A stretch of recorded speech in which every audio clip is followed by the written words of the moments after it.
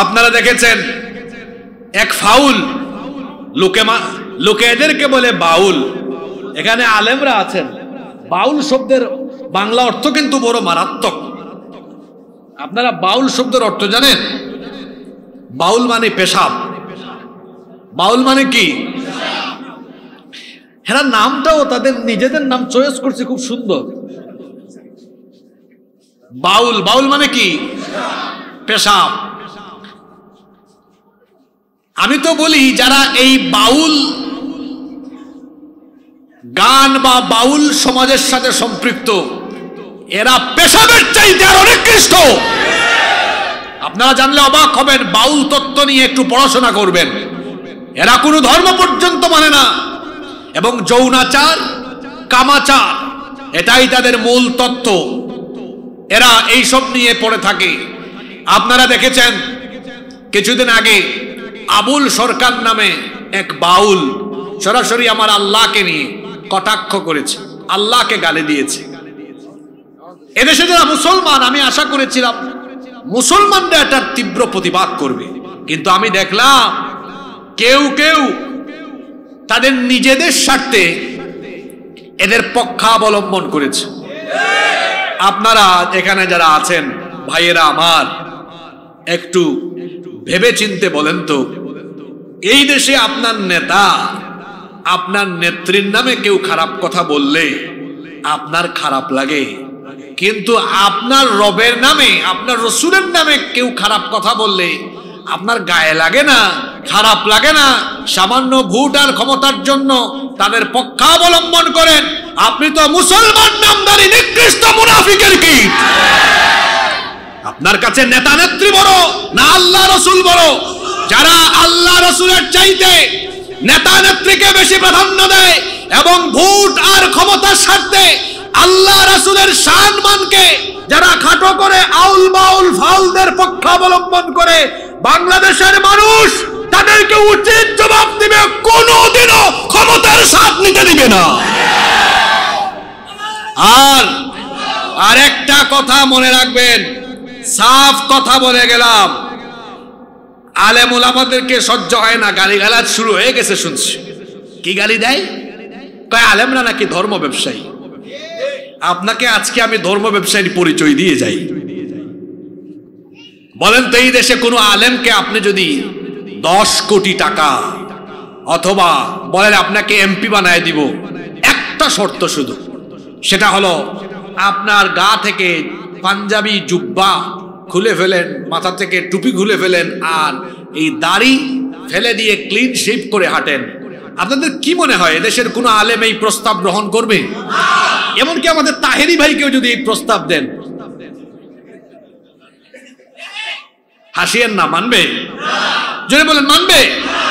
কিন্তু আমাদেরকে যারা ধর্ম ব্যবসায়ী বলে, ওদেরকে যদি বলেন ভাই ভোট বেড়ে যাবে, শুধু শার্ট আর টি শার্টটা খুললা একটু পাঞ্জাবি পড়েন, কি আপনারাই বলেন? মাথায় একটু টুপি লাগায় হাঁটেন। আমার দেশে ইলেকশন আসলে অনেকে আছে মাথার থেকে ঘুমের টাইমেও টুপি খুলে না। ভাই সাহেব, সামনে ইলেকশন, নামাজটা পড়েন, দেখবেন মুসল্লিদের বুটগুলা পেয়ে যাবেন। আমার দেশে ইলেকশন আসলে কিছু কিছু ক্যান্ডিডেট 7 ওয়াক্ত 8 ওয়াক্ত নামাজ পড়ে। আপনারা বলবেন হুজুর এত ওয়াক্ত নামাজ কেমনে পড়ে? আপনাদেরকে হাসানোর জন্য বলি নাই তো। দেখবেন গ্রামে এশার নামাজ একটু আগে হয়, আর বাজারের কেন্দ্রীয় মসজিদে এশার নামাজ আরো আধা ঘন্টা পরে হয়। আছে না এরকম? এই এলাকার নাম হলো ভুইয়ারহাট। দেখবেন এখানে আগে ভাগে এশার নামাজ হয়। ফেনী শহরে যাইয়েন, ওখানে আরো আধা ঘন্টা পরে হয়। এক ক্যান্ডিডেট আসছিল এখান থেকে, তো ফেনে যেতে বেশি সময় লাগে না। এক ক্যান্ডিডেট আসছিল এখানে, গণসংযোগ করছে, এশার নামাজের আজান হয়েছে, নামাজ পড়ে ফেলছে। তারপর ফেনী শহরে ঢুকে দেখে ওখানে একামত হয়েছে। তার এক সাথী বল, লিডার এখানে দেখি এখনো একামত দেয়। চুপ, নামাজে ঢুকো। লিডার একটু আগে না নামাজ পড়লাম। একদম চুপ বেটা, ইলেকশনের টাইম, যতবার সুযোগ পাবি ততবার নামাজ পড়বি। বলেন যে কথাগুলো বললাম বাস্তবতার সাথে মিল আছে না নাই? এদেশে আলেমরা টাকার জন্য, ভোটের জন্য লিবাস পাল্টায় না, সুরত পাল্টায় না, বরং আলেমদেরকে যারা ধর্ম ব্যবসায়ী বলে, ওরা ভোটের জন্য, ক্ষমতার জন্য, ওরা ক্ষমতায় যাবার জন্য, ভোটের জন্য লেবাস পাল্টায়, সুরত পাল্টায়। সুতরাং আলেমরা ধর্ম ব্যবসায়ী নয়, যারা ভোটের সিজনে ক্ষমতা পাওয়ার সময়ে লেবাস পাল্টায়, সুরত পাল্টায়, ওরাই হলো এই সমাজের প্রকৃত ধর্ম ব্যবসায়ী। বেটা আমাদেরকে বলো ধর্ম ব্যবসায়ী। তোমার চেহারা আয়নায় গিয়ে দেখো, আয়নায় নিজেদের চেহারা দেখো। আলেমদের সাথে বেয়াদবির ফল এর আগের জালিমদের পরিণতি কি হয়েছে এটা দেখে শিক্ষা নিতে পারেন নাই? আলেমরা যখন কারো বিরুদ্ধে একজোট হয়ে যায়, সেখানে আর টিকে থাকা সম্ভব হয় না, মুশকিল হয়ে যায়।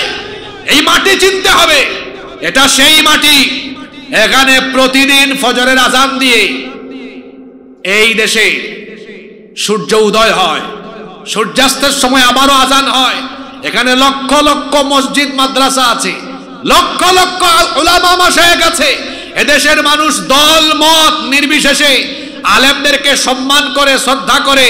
সেই আলেমদেরকে সামান্য ক্ষমতার স্বার্থে যারা আলেমদের শানে বেয়াদবি করে, আজে বাজে শব্দ চয়ন করে, আমি সাবধান করে দিচ্ছি, এদেশে আলেমদের বিরুদ্ধে, ইসলামের বিরুদ্ধে গিয়ে কেউ ক্ষমতার চেয়ারে টিকতে পারবে না, এটা কশিন কালেও সম্ভব নয়। এজন্য শব্দ চয়নে সতর্ক হন, আচার ব্যবহারে মার্জিত হন। প্রত্যেককে বলবো, এটা সকলের জন্য, আমি কারো নাম ধরে বলিনি। মজলুম থেকে উত্তরণ হয়ে আবার আমরা কেউ যেন নিজেদেরকে জালেমের ভূমিকায় নিয়ে না যাই। আল্লাহ আমাদেরকে হেফাজত করেন। রব্বুল আলামিন আদমকে বানানোর আগে সর্বপ্রথম তিনি ফেরেশতাদেরকে ডেকে পরামর্শ করেছেন, কিন্তু ফেরেশতারা সেই পরামর্শ সভায় মানুষ বানানোর ব্যাপারে তারা নিষেধাজ্ঞা প্রদান করেছে, মানুষ বানানোর ব্যাপারে তারা আপত্তি প্রদান করেছে।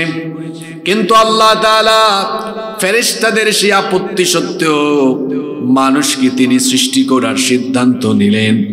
অতঃপর তিনি ফেরেশতাকে পাঠালেন, তিনি বললেন, যাও দুনিয়ায় গিয়ে সকল উপাদানের, সকল কালারের, সকল রঙের মাটি সংগ্রহ করো। ফেরেশতা এবার এসে দুনিয়া থেকে সকল রঙের, সকল উপাদানের মাটি সংগ্রহ করলো। আচ্ছা বলেন তো, দুনিয়াতে মাটি কি একরকম নাকি? এখানে এঁটেল মাটি আছে, দোআঁশ মাটি আছে, বালি মাটি আছে, কত রকমের মাটি আছে। কোন কোন মাটি দেখবেন গায়ের মধ্যে, পায়ের মধ্যে লাগলে অত সহজে ছোটে না। বলেন তো এমন মাটি আছে না নাই? ফেরেশতা এসে সকল উপাদানের মাটি সংগ্রহ করলো। সকল উপাদানের মাটি এবার মিশ্রণ ঘটানো হলো। এখানে একটা বিষয় আপনারা মনে রাখবেন, এখানে তাকায় দেখেন, কারো চেহারা একটু সুন্দর, কারো চেহারা একটু কালো। কোন দেশের মানুষ একটু লম্বা, কোন দেশের মানুষ একটু খাটো, কেউ একেবারে মনিটরের মতো কালো, কেউ বা আবার একেবারে হোয়াইট, দেখতে মনে হয় একেবারে শ্বেতরুগের মতো। আদমের ছেলে মেয়েরা এক একজন এক এক কালারের, এক এক বৈচিত্র্যের হলো কেন? কারণ আল্লাহ তাআলা আদমকে সৃষ্টির সময় দুনিয়ার সকল রং এবং উপাদানের মাটির মিশ্রণ ঘটিয়ে আদম আলাইহিস সালামকে বানিয়েছেন। তিনি ছিলেন সকল রং আর উপাদানের মিশ্রণে তৈরি। এই জন্য তার ঘরের ছেলে মেয়েরাও হয়েছে বিভিন্ন কালার আর বিভিন্ন বৈচিত্র্যের। আল্লাহু আকবার। কি করে আদম আলাইহিস সালামকে বানানো হলো? সব মাটিগুলোকে একত্রিত করে ব্লেন্ডিং করা হলো। এবার সেটা ধুলাবালিতে পরিণত হয়ে গেল। সেই ধুলাবালি যুক্ত মাটিতে এবার পানি ঢেলে দেওয়া হলো। এটা এবার কাদা মাটিতে পরিণত হয়ে গেল। দীর্ঘদিন যখন কোনো মাটি কাদায় থাকে, পানিতে থাকে, সেটার মধ্যে একটা গন্ধ হয়ে যায়। এরপরে সেটা গন্ধ মাটিতে রূপান্তরিত হলো। অতঃপর আল্লাহ তাআলা তাপমাত্রা দিয়ে সেটাকে শুকালেন, ঠনঠনে বানিয়ে দিলেন। ঠনঠনে বানানোর আগে আল্লাহ তাআলা নিজের কুদরতি হাতে আদম আলাইহিস সালামের আকৃতি দিলেন, ৬০ হাত লম্বা করে আল্লাহ তাকে বানালেন। এরপরে সেটাকে শুকিয়ে একেবারে ঠনঠনে করা হলো। ইবলিস আসতো আর ভাবতো আল্লাহ কি জানি একটা বানাচ্ছেন। ইবলিস এটা দেখতো। আল্লাহ তাআলা অতঃপর নিজেই আদম আলাইহিস সালামের সেই মাটির তৈরি দেহের ভেতরে রূহ ফুঁকে দিয়েছেন। সুবহানাল্লাহ। রূহ যখন তার ভেতরে ফুঁকে দেওয়া হয়েছিল তখন তিনি একটা হাঁচি দিয়েছিলেন। হাঁচি দেওয়া মাত্রই তিনি বলেছিলেন আলহামদুলিল্লাহ। এজন্য আদমের ছেলেরাও হাঁচি দিলে বলে আলহামদুলিল্লাহ। কেন হাঁচি দিলে আপনারা আলহামদুলিল্লাহ বলেন কেন? আলহামদুলিল্লাহ অর্থ তো আপনারা সবাই জানেন। আলহামদুলিল্লাহ বলে আমরা প্রশংসা করি কার? আস্তে বলবেন না, জোরে বলেন কার? কেন আমরা আল্লাহর প্রশংসা করি? হাদিসে এসেছে হাঁচি হলো আল্লাহর নেয়ামত, এটা আল্লাহর তরফ থেকে আসে। আর হাই ওই যে এটা শয়তানের তরফ থেকে আসে। হাঁচি আল্লাহর নেয়ামত কেন? হাঁচি আল্লাহর নেয়ামত, এটা আজকের বিজ্ঞানও প্রমাণ করে দিয়েছে। আচ্ছা আপনারা বলেন তো, আমরা যে সমাজে বসবাস করি, এই সমাজে এই পরিবেশে ধুলা বালু জার্ম ব্যাকটেরিয়া জীবাণু কম না বেশি? আমরা তো জীবাণুর ভেতরেই বসবাস করি। এই যে আপনারা নিঃশ্বাস গ্রহণ করেন, প্রতিটা নিঃশ্বাসের সাথে এই পরিবেশে বিদ্যমান, পরিবেশে থাকা অনেক জার্ম জীবাণু ধুলাবালু এই নাকের ভেতর দিয়ে ঢুকে ফুসফুস পর্যন্ত চলে যায়, ওখানে গিয়ে জমা হয়ে যায়।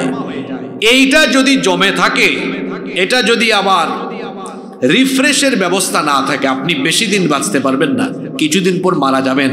আর এটা যদি রিফ্রেশের জন্য 15 দিন 20 দিন বা 1 মাস পরে পরে হাসপাতালে যাওয়া লাগতো, তাহলে তো আপনার বিরাট একটা খরচ হয়ে যেত। আপনার হাসপাতালে গিয়ে এটা সার্ভিসিং করা লাগে না, এটা পরিষ্কার করা লাগে না। আল্লাহ হাঁচির ব্যবস্থা করেছেন। চিকিৎসা বিজ্ঞানীরা বলেছেন মানুষ যখন হাঁচি দেয়, এক হাঁচির মাধ্যমে 160 মাইল বেগে নাকের ভেতর দিয়ে বাতাস নির্গত হয়। সুবহানাল্লাহ কইতে ইচ্ছে করে না? কি মোটরসাইকেল চালক ভাইরা, আপনাদের গাড়ির গতিবিধি কত? একটু ভালো রাস্তা হলে 70 কিংবা 80, তাই তো? আর হাঁচি যখন দেয় তখন তার নাকের ভেতর দিয়ে 160 মাইল বেগে বাতাস নির্গত হয়। আল্লাহু আকবার।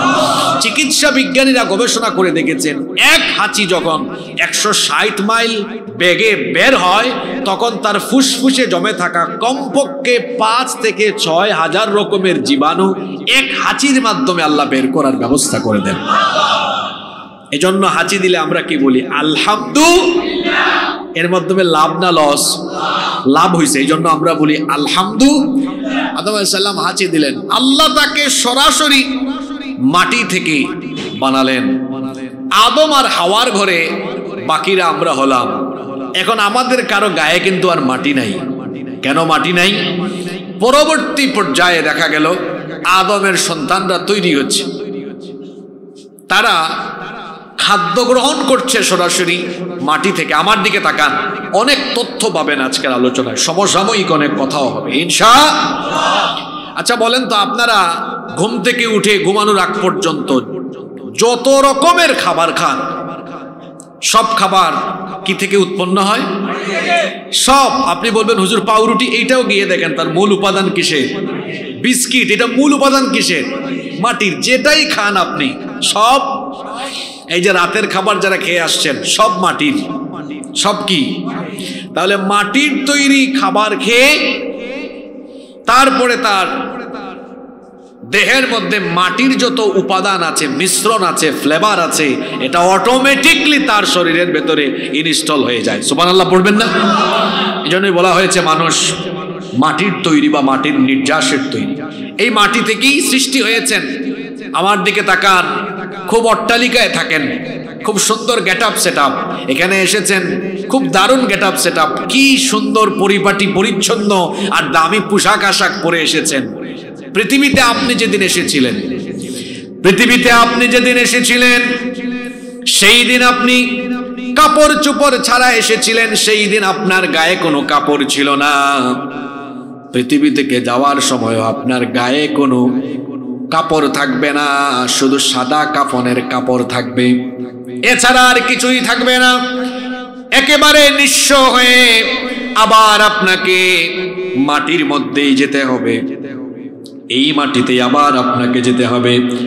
এখান থেকে মাহফিল শেষ করে যদি বাড়ি যেতে পারেন, নরম তুলতুলে পরিচ্ছন্ন বিছানায় গিয়ে ঘুমাতে পারবেন। কিন্তু যেদিন দেহ থেকে প্রাণটা চলে যাবে, সেই দিন একেবারে মাটির বিছানা। যেই জায়গাটা হলো এমন, নিচে মাটি, ডানে মাটি, বামেও মাটি, উপরে বাঁশের ছাউনি, কোনো লাইট নাই, আলো বাতাস নাই, ফ্যান নাই, এসি নাই, জনমানবহীন তমসাচ্ছন্ন অন্ধকারে আচ্ছন্ন এক কবর। সাইজটাও বড় কম, মাত্র 3.5 হাত। ওখানেই আবার যেতে হবে। সেখান থেকে আবার কিয়ামতের ময়দানে যিনি উঠাবেন, গলার আওয়াজ বড় করে সবাই বলেন, তিনি কে? পৃথিবীতে কবর দেওয়ার পদ্ধতি সর্বপ্রথম আরম্ভ হলো কিভাবে? এখানে আরেকটা জিনিস বলে রাখি, পৃথিবীতে একমাত্র মুসলমানরাই তাদের মৃতদেরকে সম্মানের সাথে দুনিয়া থেকে বিদায় করে। অন্যান্য ধর্মে যারা আছে, আমি তাদেরকে কষ্ট দেওয়ার জন্য বলছি না, বাস্তবতা বলছি আপনাদেরকে। কেউ আছে পুড়িয়ে ফেলে, কেউ আছে একদম চাপামাটি দিয়ে ফেলে, বিভিন্ন রকমের অবস্থা তাদের মধ্যে আছে। কিন্তু দেখবেন আমাদের সমাজে কেউ যখন মারা যায়, আমরা লাশটাকে খুব সম্মানের সাথে ধরি, ঠিক না? খুব সুন্দর করে ঘর থেকে বের হয়ে আমরা বড়ই পাতা মিশ্রিত গরম পানি দিয়ে খুব সুন্দর করে গোসল করাই, কাফনের কাপড় পরাই, আস্তে আস্তে নিয়ে যায়, জানাজা হয়, এরপরে আবার সম্মানের সাথে ধীরে ধীরে কবরে নামায়, খুব সুন্দর কবর করা হয়, সেই কবরে দাফন করা হয়। এরকম সম্মানের সাথে একজন মানুষকে বিদায় দিয়ে কবরস্থ করার প্রক্রিয়া, এত চমৎকার ফর্মুলা একমাত্র ইসলামের ভেতরই রয়েছে। আল্লাহু আকবার। এটা প্রথমে শুরু হয়েছিল কিভাবে? সর্বপ্রথম পৃথিবীতে কাকে কবর দেওয়া হয়? দেখেন, এখান থেকে যুবক ভাইরা একটা শিক্ষা নেন। পৃথিবীতে প্রথমে এসেছেন কে? আদম। বলেন, প্রথমে আসলেন কে? সিরিয়ালে 1 নম্বর কে? তাহলে তো উচিত ছিল তিনি আগে যাবেন, কিন্তু আশ্চর্য কথা, তিনি আসলেন আগে আর তার ছেলে চলে গেলেন আগে। কি বুঝলেন? পৃথিবীতে আসার সিরিয়াল আছে, যাওয়ার সিরিয়াল। আপনি যুবক মানুষ, মসজিদে আপনাকে পাওয়া যায় না। আপনি বলেন, হুজুর একটু বুড়া হই, চুলদাড়িটা সাদা হোক না, তারপরে আসবো। কে বলেছে আপনার চুলদাড়ি পাকার সুযোগ হতে পারে? এটা কে বলল আপনাকে? আপনি কি সমাজে দেখেন না, মাঝে মাঝে বাবা তার সন্তানের লাশ কাঁধে নেয়, নানা বা দাদা তার নাতির লাশ কবরে নামায়, এমন চিত্র আছে না নাই? সুতরাং শয়তানের খপ্পরে, শয়তানের ধোকায় পড়বেন না। সর্বপ্রথম পৃথিবীতে যাকে প্রথম কবর দেওয়া হয়, তিনি আদম আলাইহিস সালামের ছেলে, তার নাম হাবিল। জুলে বলেন তো, তার নাম কি? এই ঘটনাটা কোরআন শরীফে আল্লাহ খুব সুন্দর করে বর্ণনা করেছেন। ঘটনাটা কি বলবো? কোরআনুল কারীমের 5 নম্বর সূরা, সূরাতুল মাইদা এর 27 থেকে 31 নম্বর আয়াত পর্যন্ত আল্লাহ তাআলা এই কাহিনী বড় চমৎকার করে তুলে ধরেছেন।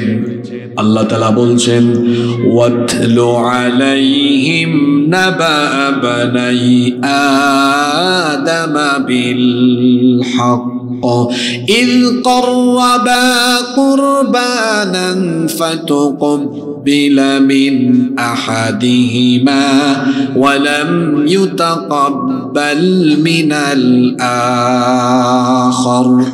আল্লাহ তাআলা বলছেন, ও নবী, আপনি এদেরকে আদমের 2 সন্তানের কাহিনী শুনিয়ে দেন। কাহিনীটা কি ছিল? তাফসীর ইবনে কাসির, তাফসীর কুরতুবী সহ অন্যান্য তাফসীর গ্রন্থসমূহে ঘটনাটা এভাবে এসেছে। পৃথিবীর প্রথম মানুষ আদম আলাইহিস সালাম এবং তার স্ত্রী আমাদের মা সাইয়্যিদাতুনা হাওয়া আলাইহাস সালামের গর্ভে আল্লাহ তাআলা একসাথে 2টা সন্তান দিতেন, একটা ছেলে আর আরেকটা মেয়ে। এইভাবে করে তাদের গর্ভে সন্তান আসতো। যখন এক গর্ভের ছেলে আর মেয়ে বড় হয়ে যেত, যৌবনে পদার্পণ করত, তখন এক গর্ভের ছেলের সাথে অন্য গর্ভের মেয়ের বিয়ে দেওয়া হতো। কারণ তখন তো পৃথিবীতে এত মানুষ ছিল না, এজন্য ভাই বোনে বিবাহ জায়েজ ছিল। এক গর্ভের ছেলে অন্য গর্ভের মেয়েকে বিয়ে করত। আদম আলাইহিস সালামের ছেলে হাবিলের সাথে যে মেয়েটা জন্ম নিয়েছিল, আদম আলাইহিস সালামের ছেলে হাবিলের সাথে যে মেয়েটা জন্ম নিয়েছিল, সেই মেয়েটা দেখতে কালো ছিল।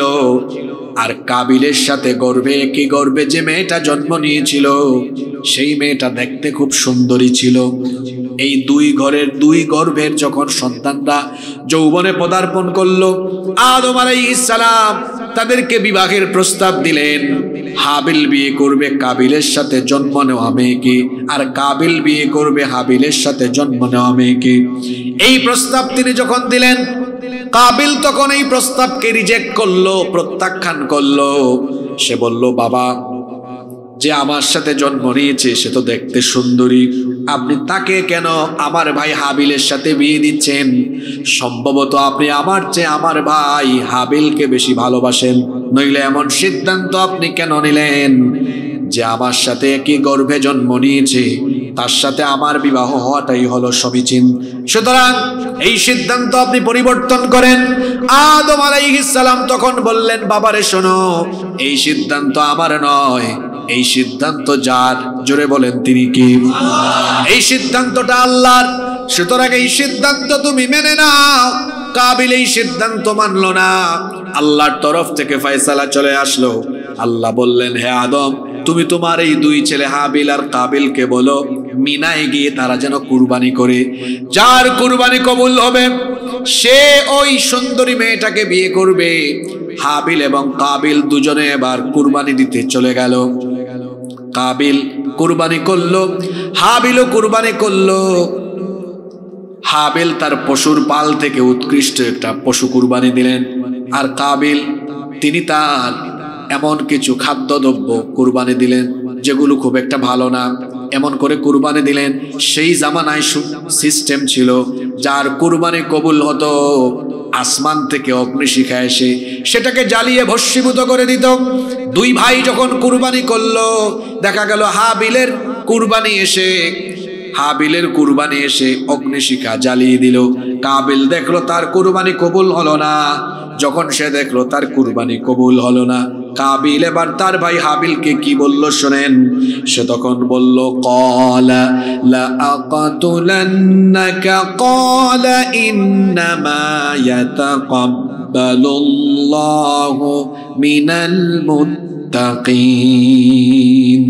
কাবিল হাবিলকে বলল, আই উইল কিল ইউ, আমি তোমাকে মেরে ফেলবো, হত্যা করে ফেলবো।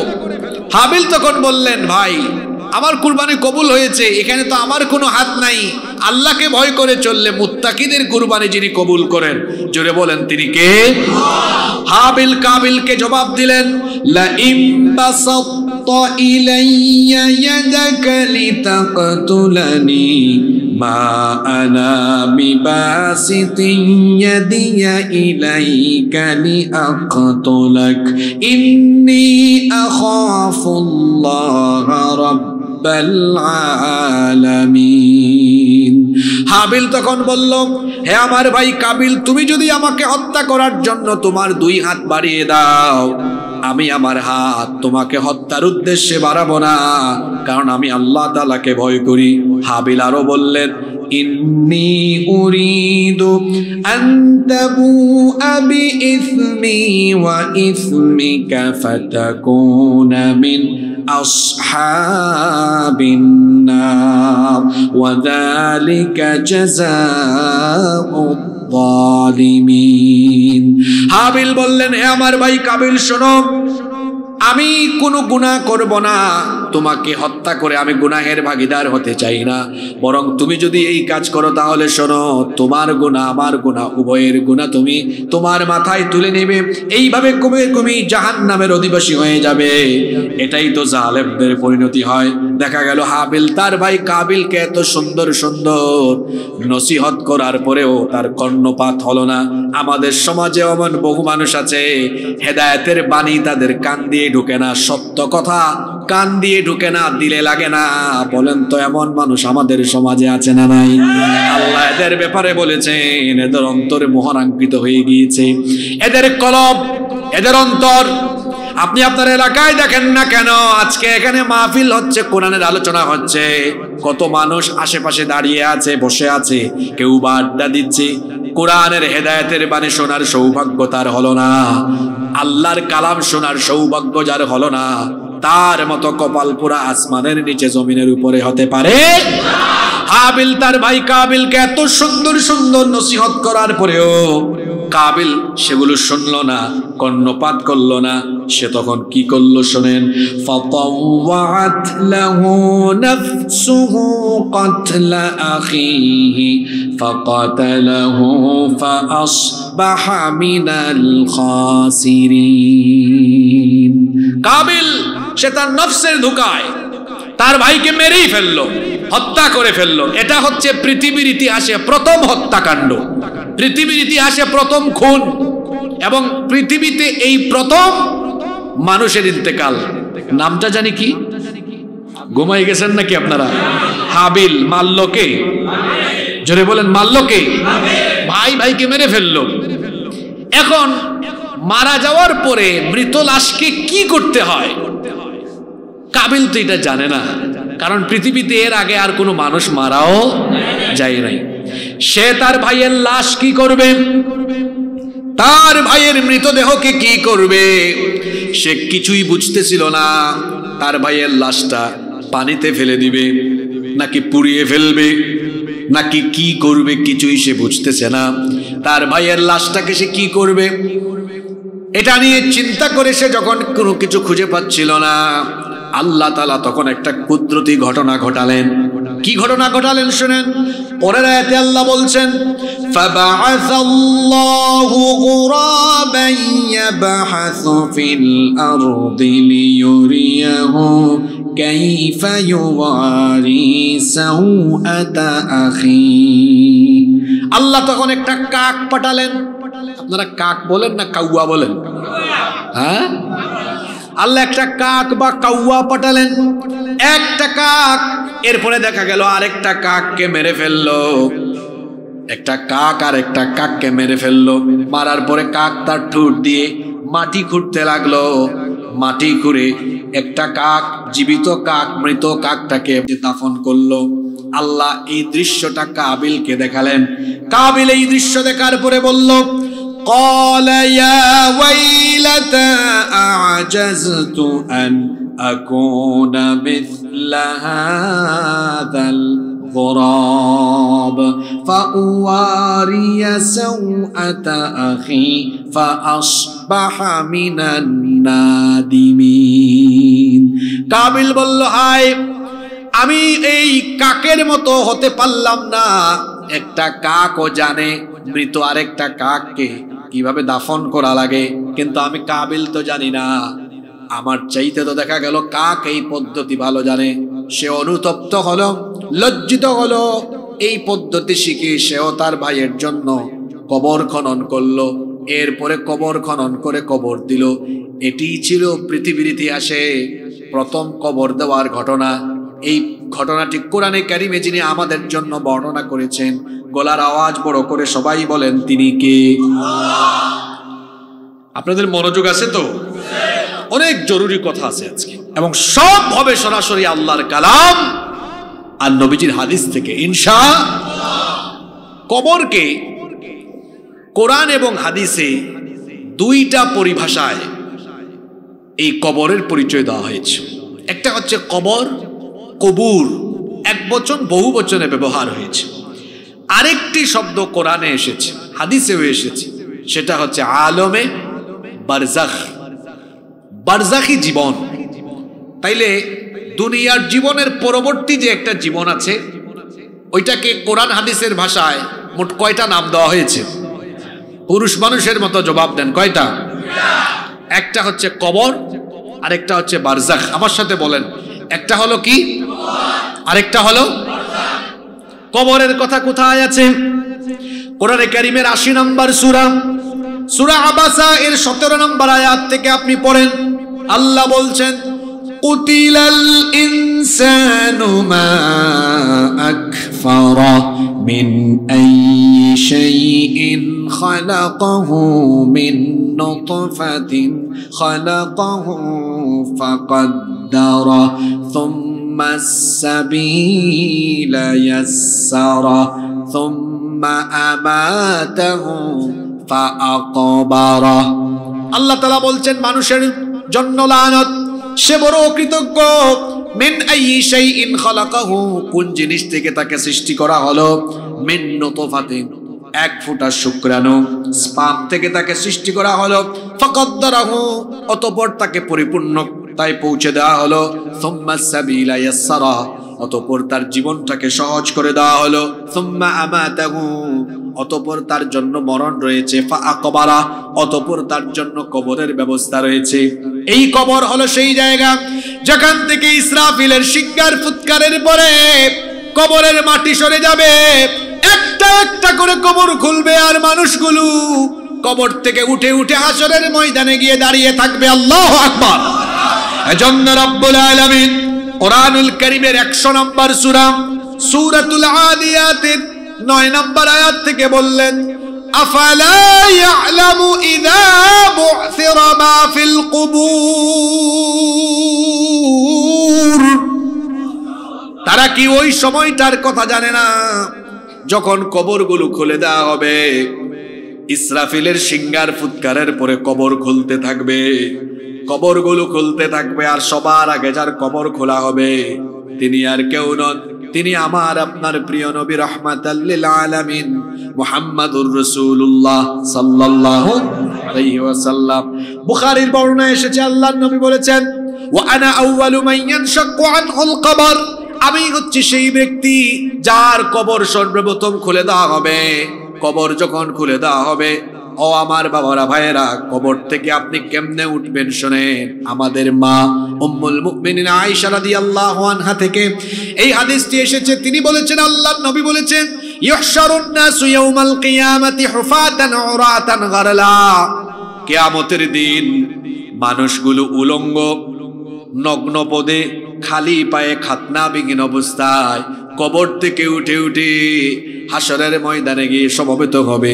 এই কথা শুনে আম্মা জান আয়েশা রাদিয়াল্লাহু আনহা নবীজিকে বললেন, ওগো আল্লাহর নবী, মানুষের গায়ে যদি সেই দিন কাপড় চোপড় না থাকে, আমি আপনার স্ত্রী আয়েশা, আমার কি সেদিন লজ্জা লাগবে না?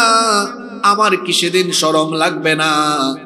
আল্লাহর নবী বললেন, প্রিয়তমা স্ত্রী আয়েশা, ওগো আয়েশা শোনো, সেই দিনটা এত কঠিন হবে।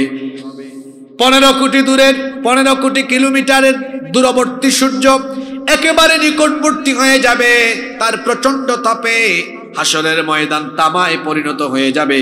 গুনাহগারদের মাথার চান্দি ফেটে মগজ উতরে উতরে গলে গলে বেয়ে বেয়ে পড়তে থাকবে। গুনাহগারেরা তাদের ঘামে সাঁতরাতে থাকবে। অবস্থা সেদিন এত ভয়াবহ আকার ধারণ করবে, হিসাবের ভয়ে, বিচারের ভয়ে প্রত্যেকটা মানুষ নফসি নফসি জিকির করে মাথাটা যে নিচের দিকে দিবে, উপরের দিকে মাথাটা তোলার সাহসও করতে পারবে না। আল্লাহু আকবার। এই কবর সেই জায়গা, আল্লাহ কোরআনে বলেছেন, এখান থেকেই কিয়ামতের ময়দানে তোমাদেরকে উঠানো হবে। আবার দুনিয়ার জীবনের পরবর্তী এই জিন্দেগির আরেকটা নাম হলো বারজাখী জীবন। এটা কোথায় আছে? কোরআনে কারীমের 23 নম্বর সূরা সূরা আল মুমিনুনের 100 নম্বর আয়াতের শেষাংশে আল্লাহ বলেছেন, ওয়া মিন ওয়ারাইহিম বারযাখুন ইলা ইয়াউমি ইউবাসুন। আল্লাহ তাআলা বলছেন, আর পুনরুত্থান দিবস পর্যন্ত তাদের জন্য বারজাখী জীবন রয়েছে। আমার দিকে তাকান, বারজাখ এই শব্দটা বাংলা না ইংরেজি? আরবি। এটার অর্থ কি? পর্দা। এই যে দেখছেন না আপনারা, পর্দা, জবনিকা, অন্তরায়, এটা একটু পাতলা আছে, ওই যে দেখা যায় লাইট জ্বলতেছে। কিন্তু কবর, এটাকে বারজাখ কেন বলা হয়? এটা হলো পর্দার আড়ালের জগৎ। ও আমার বাবারা, যুবক ভাইয়েরা শোনেন, আপনি এই যন্ত্রটা হাতে নিলেই গোটা ওয়ার্ল্ডের খবর 1-2 মিনিটে নিয়ে ফেলতে পারবেন। সুযোগ আছে না নাই? কিন্তু পৃথিবীতে এমন কি কোনো যন্ত্র আছে যেটা দিয়ে আপনার এলাকার নিকটবর্তী কবরস্থানের 3.5 হাত কবরের ভেতর কি হয়, এই পরিস্থিতি জানার মতো কোনো ব্যবস্থা কি পৃথিবীতে আছে? জোরে বলতে হবে, আছে? তাহলে এটা হলো আমাদের অদৃশ্যের জগৎ। এজন্য এটাকে আরবিতে বলা হয়েছে বারজাখ। এটা আলাদা এক জগৎ, যেই জগতের খবর একমাত্র আল্লাহ ছাড়া আর কেউ জানে। বারজাখ মানে যে পর্দা। আপনি অন্য আয়াতে যান, কোরআনে কারীমের 55 নম্বর সূরা সূরাতুর রহমানের 19 নম্বর আয়াত থেকে আল্লাহ বলছেন, মারাজাল বাহরাইনি ইয়ালতাকিয়ানি বাইনাহুমা বারযাখুন লা ইয়াবগিয়ান ফাবিআইয়ি আলা'i রাব্বিকুমা তুকাযযিবান। মাদ্রাসার ছাত্রদেরকে অনেকে মনে করে হুজুররা কি জানে, আর মাদ্রাসার ছেলেরাও একটু পিছিয়ে আছে। ভাই, তোমরা পড়াশোনা করো, আল্লাহর কালাম। এখানে 6000-এর উপরে আয়াত, এর মধ্যে 1500 আয়াত আছে শুধুমাত্র বিজ্ঞানের ব্যাপারে। আল্লাহু আকবার, কি সায়েন্টিফিক আয়াত! মেরিন সায়েন্স নিয়ে যারা পড়াশোনা করে, তারা অবাক হয়ে যাবে এই আয়াত শুনলে। মারাজাল বাহরাইনি ইয়ালতাকিয়ান, পরস্পর প্রবাহিত দুই সমুদ্রকে কি দেখো না? একটার পানি এক কালারের, আরেকটার পানি আরেক কালারের।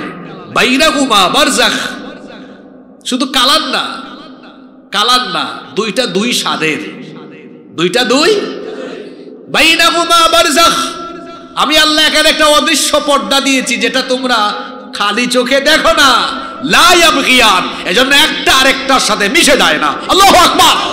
আজকের বিজ্ঞান এটা প্রমাণ করেছে যে সত্যি সত্যি এখানে একটা পর্দা যিনি দিয়েছেন তিনি কে? এখন আমরা আলোচনার গভীরে চলে গিয়েছি, খুব ভালো করে খেয়াল করেন।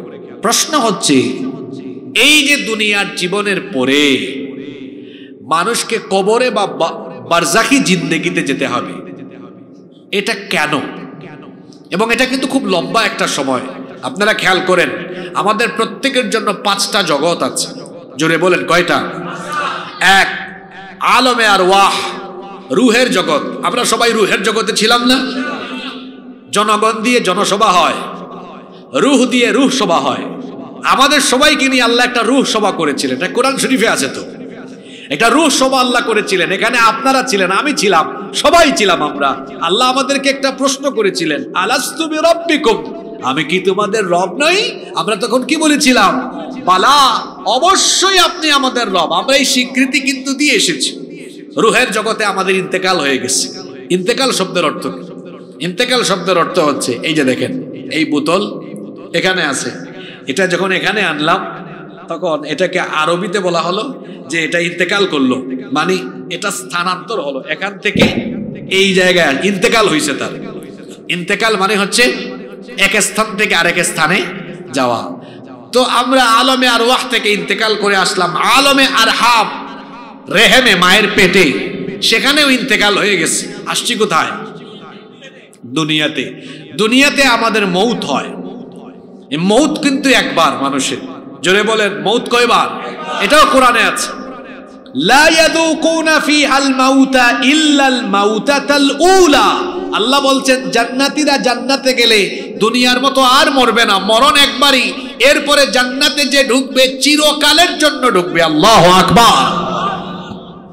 দুনিয়াতে আসলাম 3 নম্বর জগৎ, এরপরে যাব 4 নম্বর জগৎ। এটার নাম কি? কবর বা বারজাখ। কবর বা, এখানে একটা লম্বা সময় থাকবো। কতক্ষণ পর্যন্ত? হাত্তা ইয়াউমাল কিয়ামা, কিয়ামতের দিবস পর্যন্ত। এখন আমার দিকে তাকান।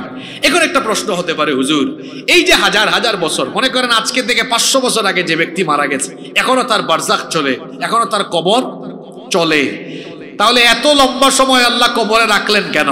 আল্লাহ তাআলা চাইলে একটা মানুষ মারা যাওয়ার পরে 1 ঘন্টার মধ্যে তার হিসাব নিকাশ করে জান্নাত বা জাহান্নাম নির্ধারণ করে দিতে পারেন কি পারেন না? জোরে বলতে হবে, আল্লাহ চাইলে পারেন কি পারেন না? তাহলে আল্লাহ এটা কেন করলেন না? কেন আল্লাহ তাআলা আলমে বারজাখ বা কবরের জিন্দেগিতে রেখে দিচ্ছেন?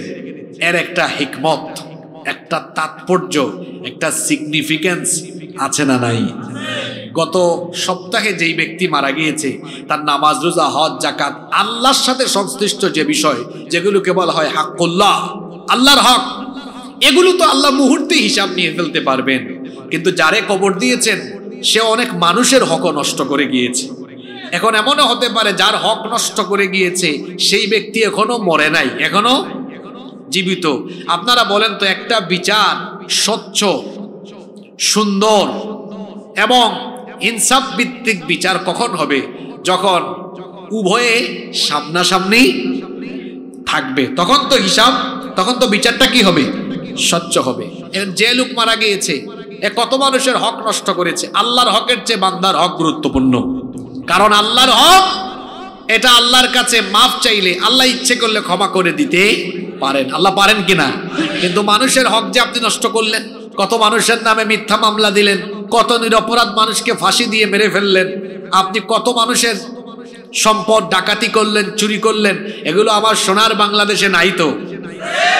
জোরে বলেন, আছে না নাই? হ্যাঁ, কাম করছে একজন, মামলা খাইছে আর একজন। গত 17 বছর দেখেন নাই আলেম ওলামাদের উপরে কত নিপীড়ন?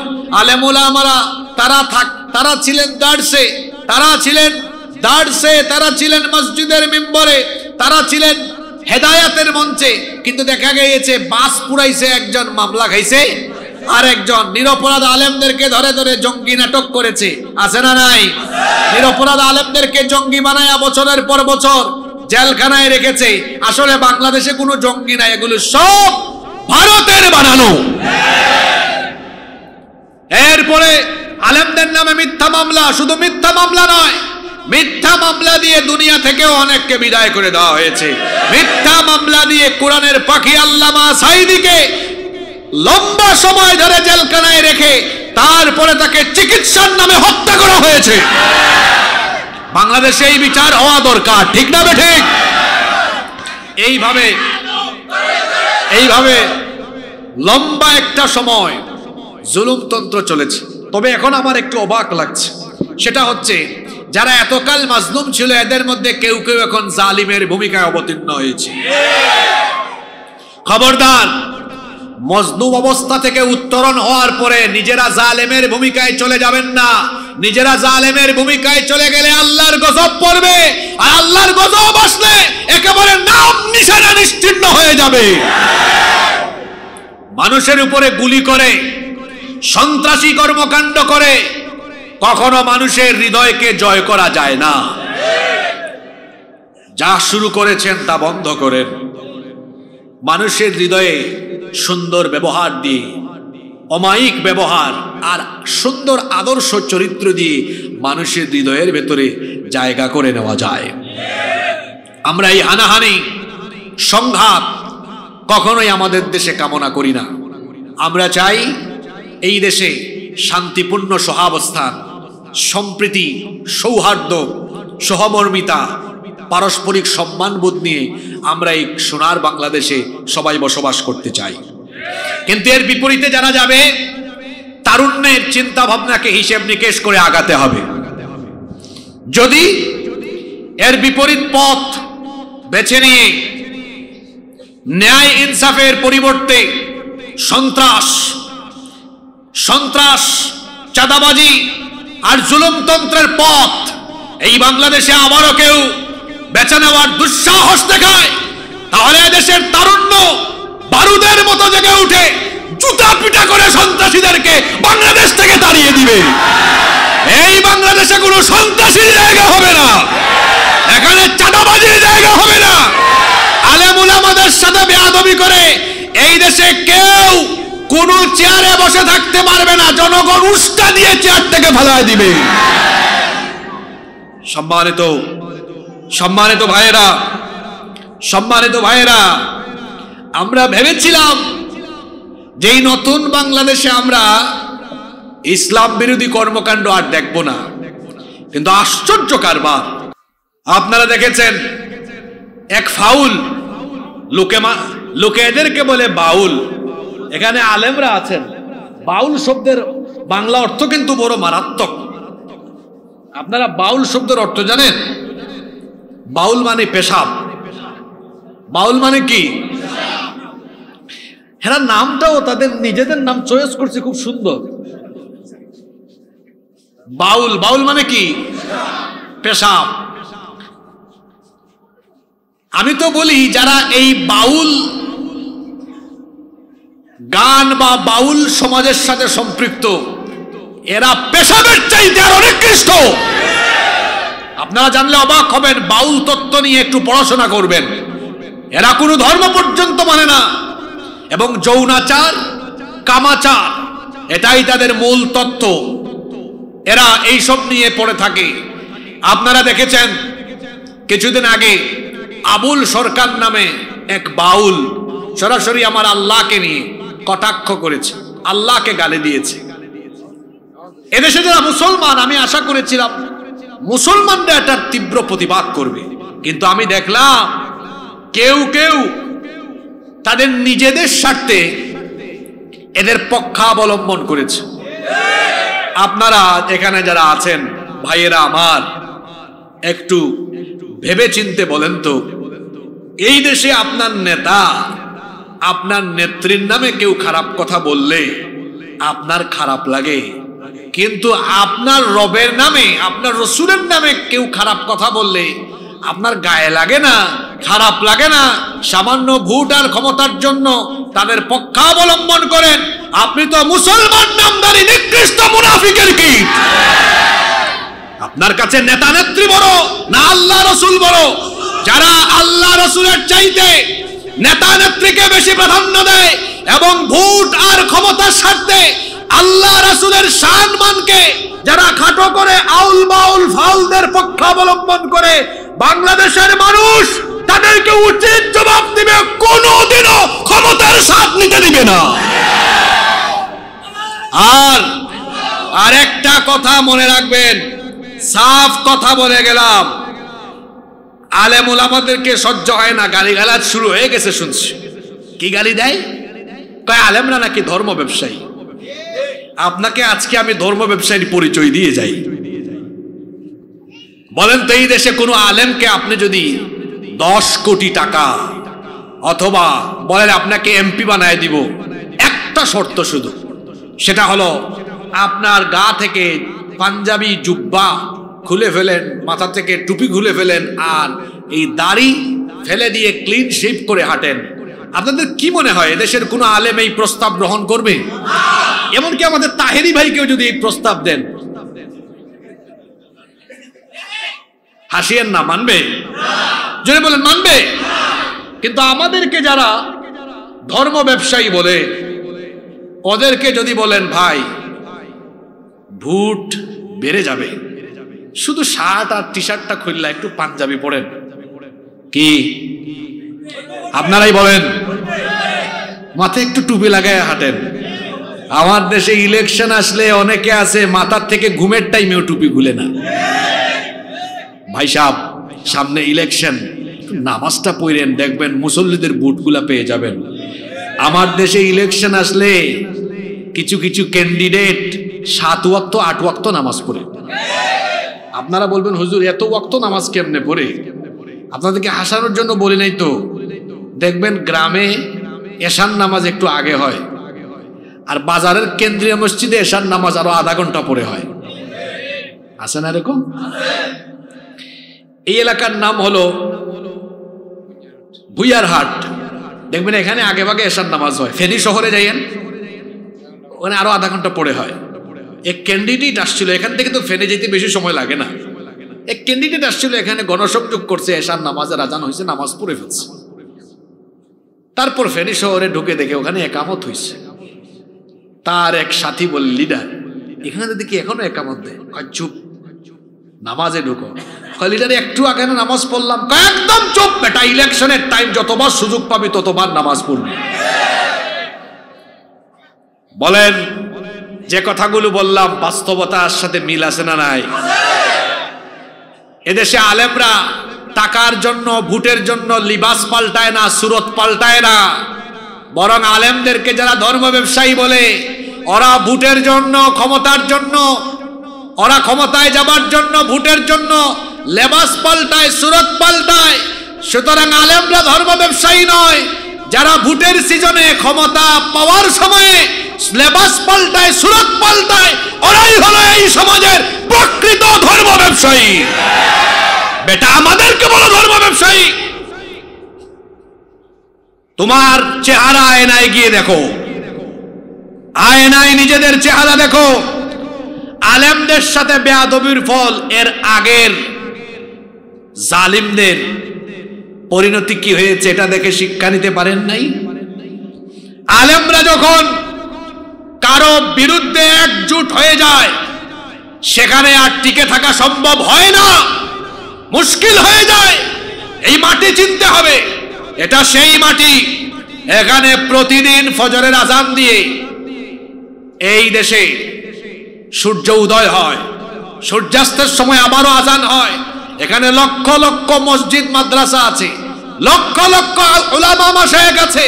এদেশের মানুষ দল মত নির্বিশেষে আলেমদেরকে সম্মান করে, শ্রদ্ধা করে। সেই আলেমদেরকে সামান্য ক্ষমতার স্বার্থে যারা আলেমদের শানে বেয়াদবি করে, আজে বাজে শব্দ চয়ন করে, আমি সাবধান করে দিচ্ছি, এদেশে আলেমদের বিরুদ্ধে, ইসলামের বিরুদ্ধে গিয়ে কেউ ক্ষমতার চেয়ারে টিকতে পারবে না। এটা কশ্চিন কালেও সম্ভব নয়। এজন্য শব্দ চয়নে সতর্ক হন, আচার ব্যবহারে মার্জিত হন। প্রত্যেককে বলবো, এটা সকলের জন্য, আমি কারো নাম ধরে বলিনি। মজলুম থেকে উত্তরণ হয়ে আবার আমরা কেউ যেন নিজেদেরকে জালেমের ভূমিকায় নিয়ে না যাই। আল্লাহ আমাদেরকে হেফাজত করেন। আমি বারজাকে ছিলাম, কেন আল্লাহ বারজাক রেখেছেন? আল্লাহর হিসাব তো আল্লাহ শেষ করে দিতে পারবেন।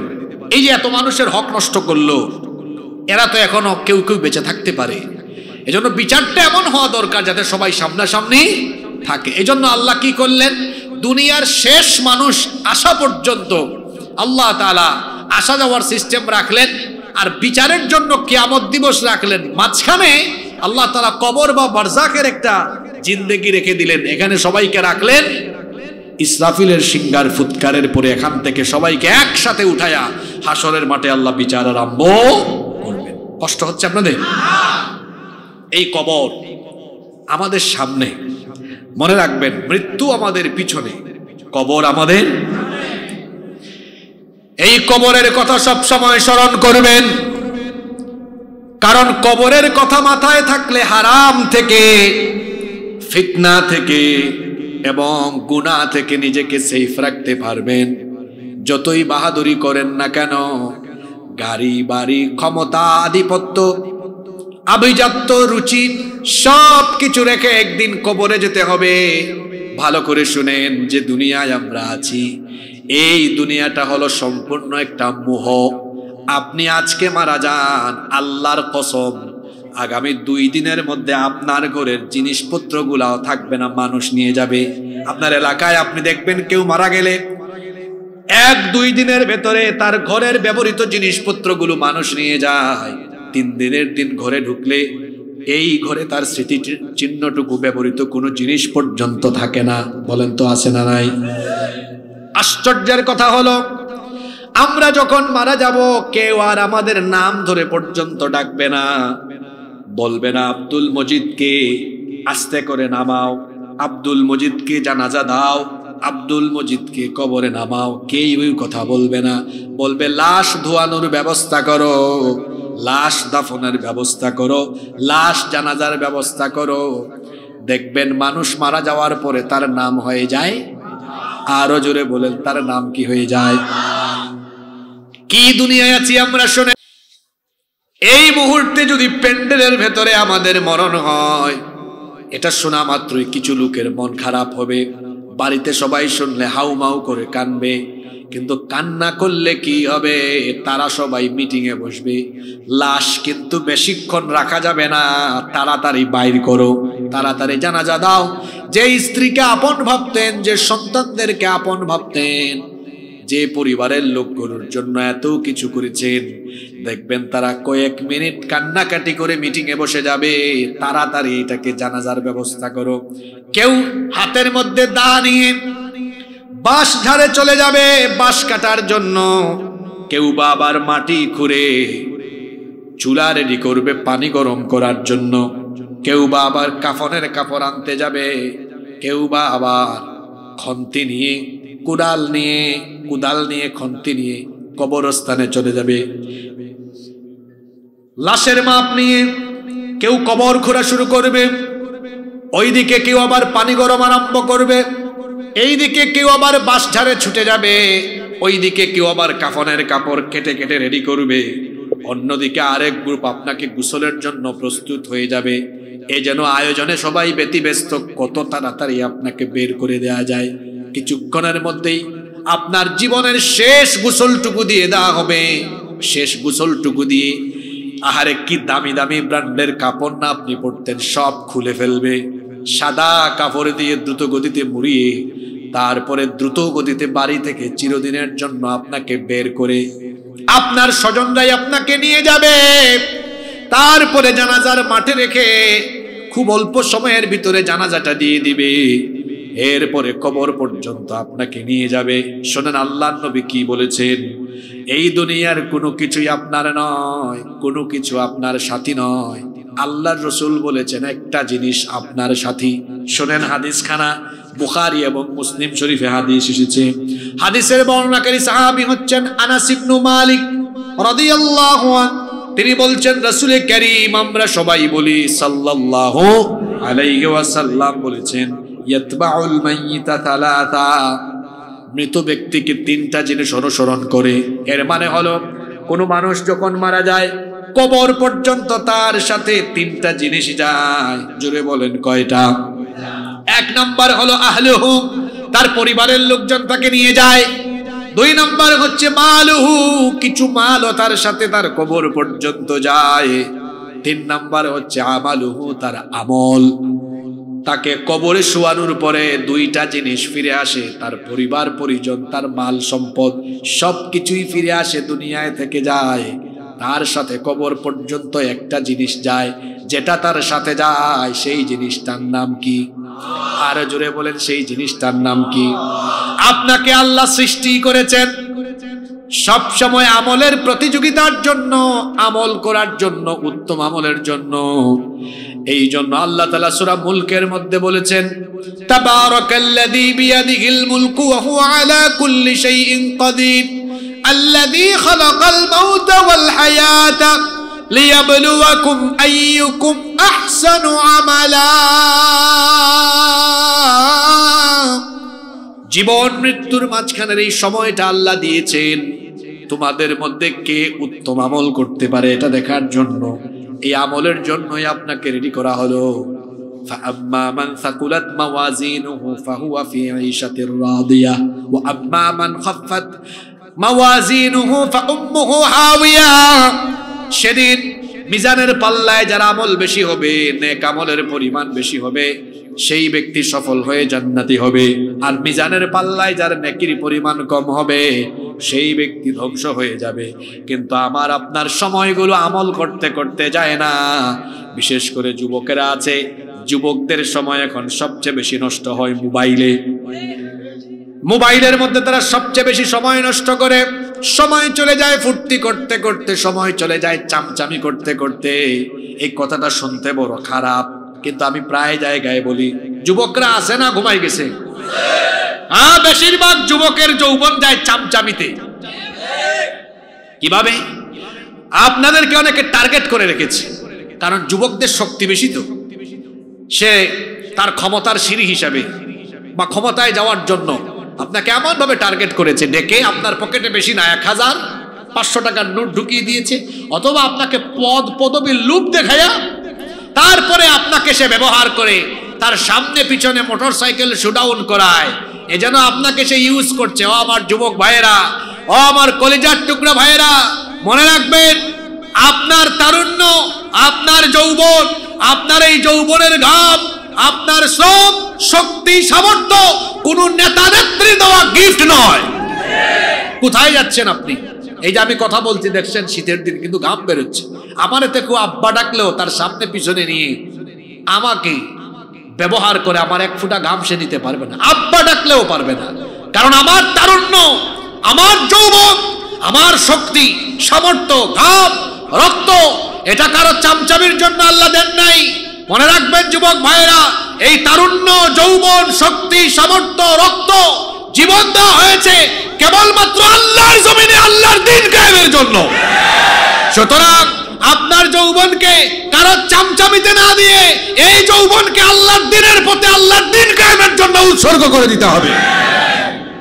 যুবক ভাইদেরকে কথাগুলো বলে গেলাম। কোরআন আছে যেদিকে, আমরা আছি। কোরআন নাই যেখানে, আমরা নাই। আমরা কোরআনের দিকে আছি। আল্লাহ আমাদেরকে কবুল করেন। এই আমল আপনার সাথে হবে।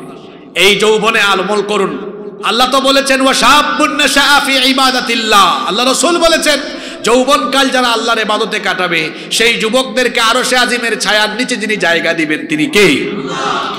আমলই আপনার সাথী হবে। আমল ছাড়া আর কোনো কিছু আপনার সাথী হবে না। মনে রাখতে হবে আমাদের সামনে যে কবর, যে কবরে আমরা একদিন সবাই চলে যাব, এই কবর হলো আখিরাতের প্রথম মঞ্জিল। এই কবর হলো আখিরাতের প্রথম ধাপ। এই ধাপে যারা পরিত্রাণ পাবে তারাই সফল হবে। আর এখানে যারা আটকে যাবে তারা তো আটকা পড়েই যাবে। এখানে যারা আছেন বিদেশ কে কে গেছেন দেখি হাত তুলেন তো।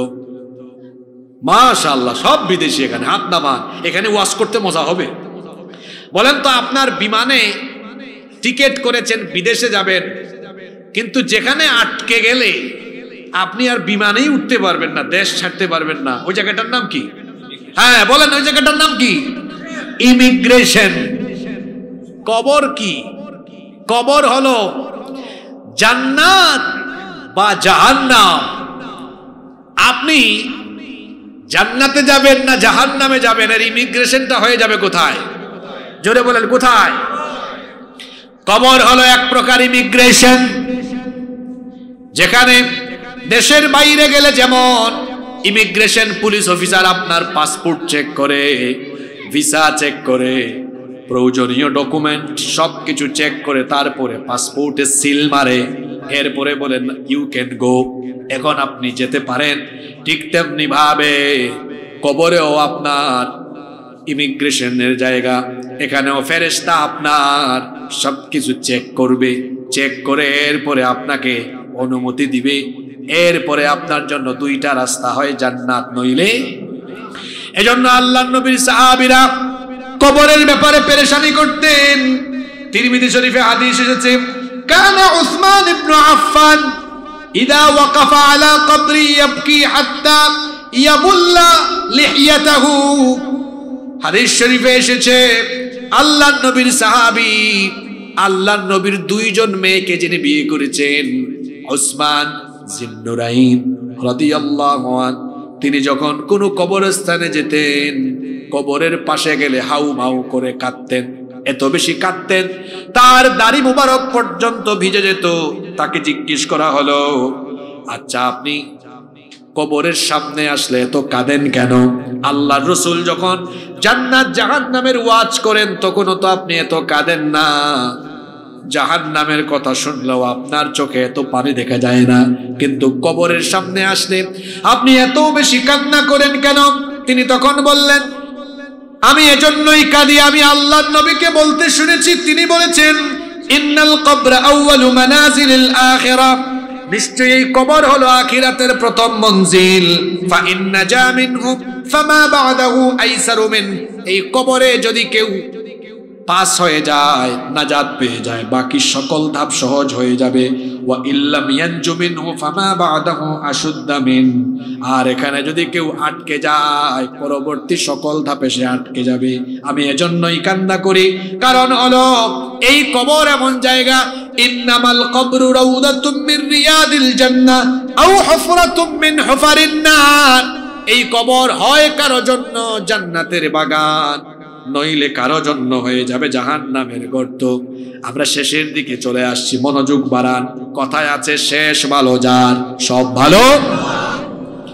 কবরের মধ্যে দুই শ্রেণীর মানুষ দুই রকমের পরিস্থিতির সম্মুখীন হবে। এক শ্রেণী হলো নেককার, আরেক শ্রেণী হলো বদকার। এক শ্রেণী হলো যারা দুনিয়াতে ভালো আমল করে গিয়েছে, আল্লাহ আর রাসূলের পথে জিন্দেগি যাপন করেছে, তাদের পরিস্থিতি একরকম। আর যারা সারাটা জীবন আল্লাহ আর রসুলের সঙ্গে নাফরমানি করেছে, সেই সকল নাফরমানদের পরিস্থিতি হবে আরেক রকম। কবরের মধ্যে নেককার লোকেরা 10টা নেয়ামত পাবে, আবার বদকার লোকেরা 10টা ক্ষতির সম্মুখীন হবে। বুঝে ফেলেন, ভালো করে শোনেন। নেককারদের জন্য 10টা সুসংবাদ, আর বদকারদের জন্য 10টা। জোরে বলেন। এবার আসেন সরাসরি আমরা হাদিসে চলে যাই। এক হাদিস দিয়ে আমরা শেষ করে ফেলবো। খেয়াল করে শুনেন, লম্বা হাদিস। বুখারীতে হাদিসটি এসেছে। আনাস ইবনে মালিক রাদিয়াল্লাহু আনহু এই হাদিসটি বর্ণনা করেছেন। তিনি বলেছেন, আল্লাহর রাসূল বলেছেন, ইন্নাল আবদা ইদা ওদিআ ফি কবরিহি ওয়া তাওয়াল্লা আনহু আসহাবুহু ওয়া ইন্নাহু লায়াসমাউ করাআ নিআলিহিম। তিনি বলেছেন, আল্লাহর রাসূল বলেছেন, যখন কোনো ব্যক্তিকে কবরে দাফন করা হয়, কবরে শোয়ানোর পরে, দাফন দেওয়ার পরে যখন তার সাথীরা জুতা পায়ে দিয়ে হেঁটে যায়, জুতার আওয়াজ ওই কবরে থাকা, শুয়ে থাকা লোকটাও শুনতে পায়। আল্লাহু আকবার। এখানে একটা বিষয় দেখেন, আশ্চর্য ব্যাপার। কবরের সাউন্ড আমাদের কানে আসে না, কিন্তু আমাদের বিষয় তার কানে ঠিকই যায়। কি আশ্চর্য এক জগৎ! আমরা দেখি না, তারা দেখে; আমরা শুনি না, তারা শুনে। আল্লাহর রাসূল বলেছেন, কবর দেওয়ার পরে যখন তার সাথীরা চলে যায়, এদের জুতার আওয়াজ পর্যন্ত কবরে শুয়ে থাকা লোকগুলো শুনতে পারে।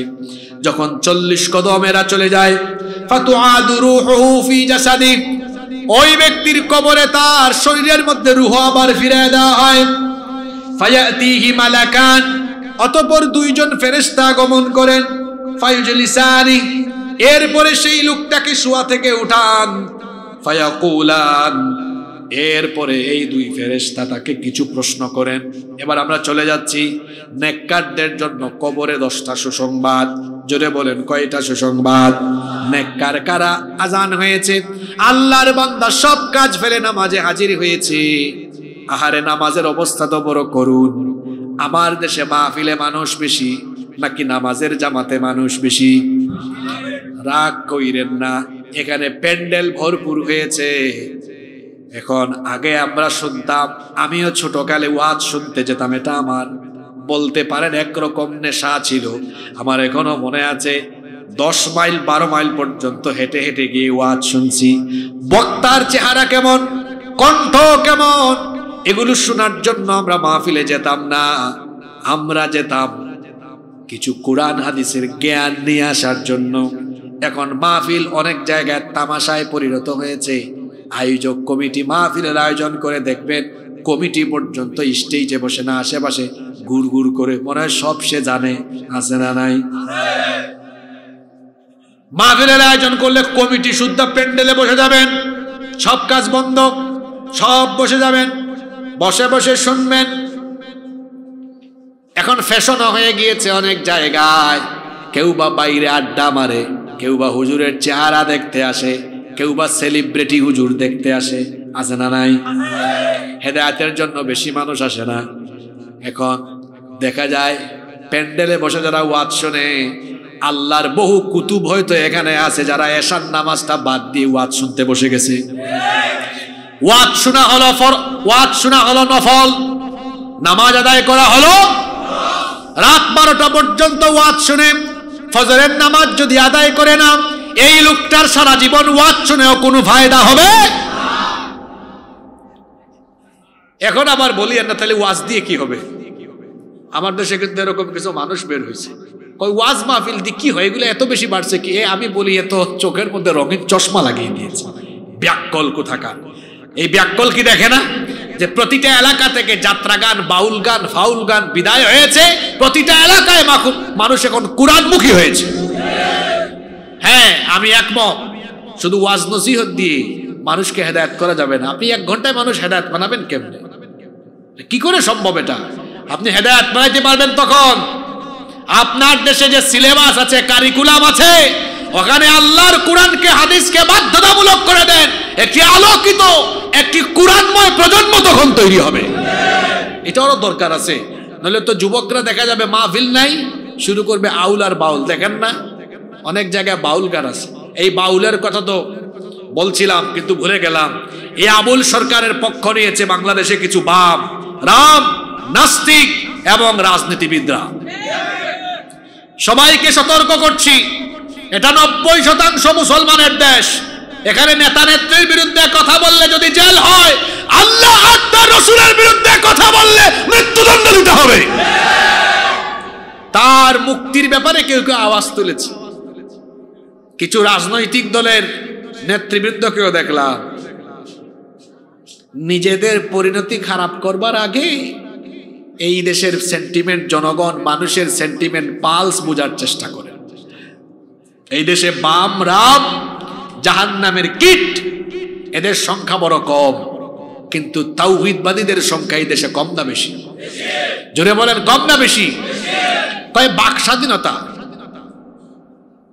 এটা কোন জাতের বাক স্বাধীনতা যে সে আমার আল্লাহ এবং রাসূলকে নিয়ে কটাক্ষ করবে? যদি এটা তার বাক স্বাধীনতা হয়, তাহলে দেশে তাওহীদবাদী মুসলমান এইরকম কোন আল্লাহদ্রোহী, খোদাদ্রোহী এবং আল্লাহর রাসূলের সম্মান নষ্টকারী এই ধরনের লোকরা যদি কথা বললে সেটা বাক স্বাধীনতা হয়, তাহলে এদেরকে আঘাত করা এটা হবে আমাদের হাতের স্বাধীনতা। তো বাক স্বাধীনতা যদি থাকতে পারে এই দেশে, হাতের স্বাধীনতাও থাকবে। আর যদি বলেন আইনের শাসন প্রতিষ্ঠা করতে চান, তাহলে দেশে আইন করেন যে কেউ এই দেশে ধর্ম অবমাননা করতে পারবে। আল্লাহকে গালি দেওয়া, রসুলকে গালি দেওয়া, এটা কি ধর্ম অবমাননা নয়? যদি বলেন বাক স্বাধীনতা, আমি তো বলে গিয়েছি, তাইলে এদেরকে কতল করা এইটাও হবে মুসলমানদের হাতের স্বাধীনতা। আর যদি বলেন যে না আইনের শাসন চাই, তো আইন করেন না কেন? আপনি আইন করেন যে ধর্ম অবমাননা করলে এই শাস্তি দেওয়া হবে। আপনি এই দিকে তেল মারেন আর ওই দিকে মুসলমানদের সাথে প্রতারণা করবেন, এইরকম দুমুখ নীতি এই বাংলাদেশে হতে দেওয়া হবে। আপনারা কি আমার কথায় বেজার হয়ে গেলেন নাকি? বলছিলাম কবরে নেককারদের জন্য কয়টা সুসংবাদ? 10টা সুসংবাদ। 5 ওয়াক্তের নামাজি, নামাজের কথাই বলছিলাম। আমার যুবক ভাইয়েরা, আল্লাহর ওয়াস্তে নামাজ ছাড়বেন না, পা ধরে বলে গেলাম। নামাজ নামাজ নামাজ কখনো ছাড়বেন না।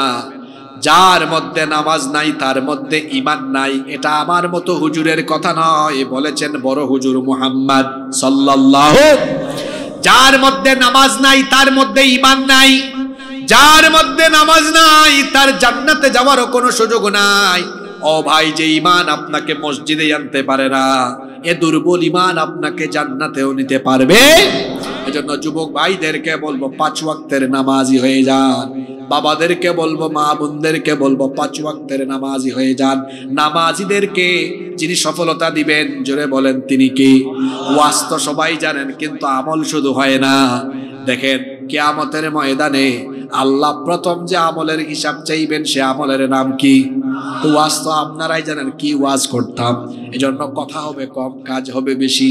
আমাদের দেশে হবে সেই ছেলে কবে কথায় না বড় হয়ে কাজে।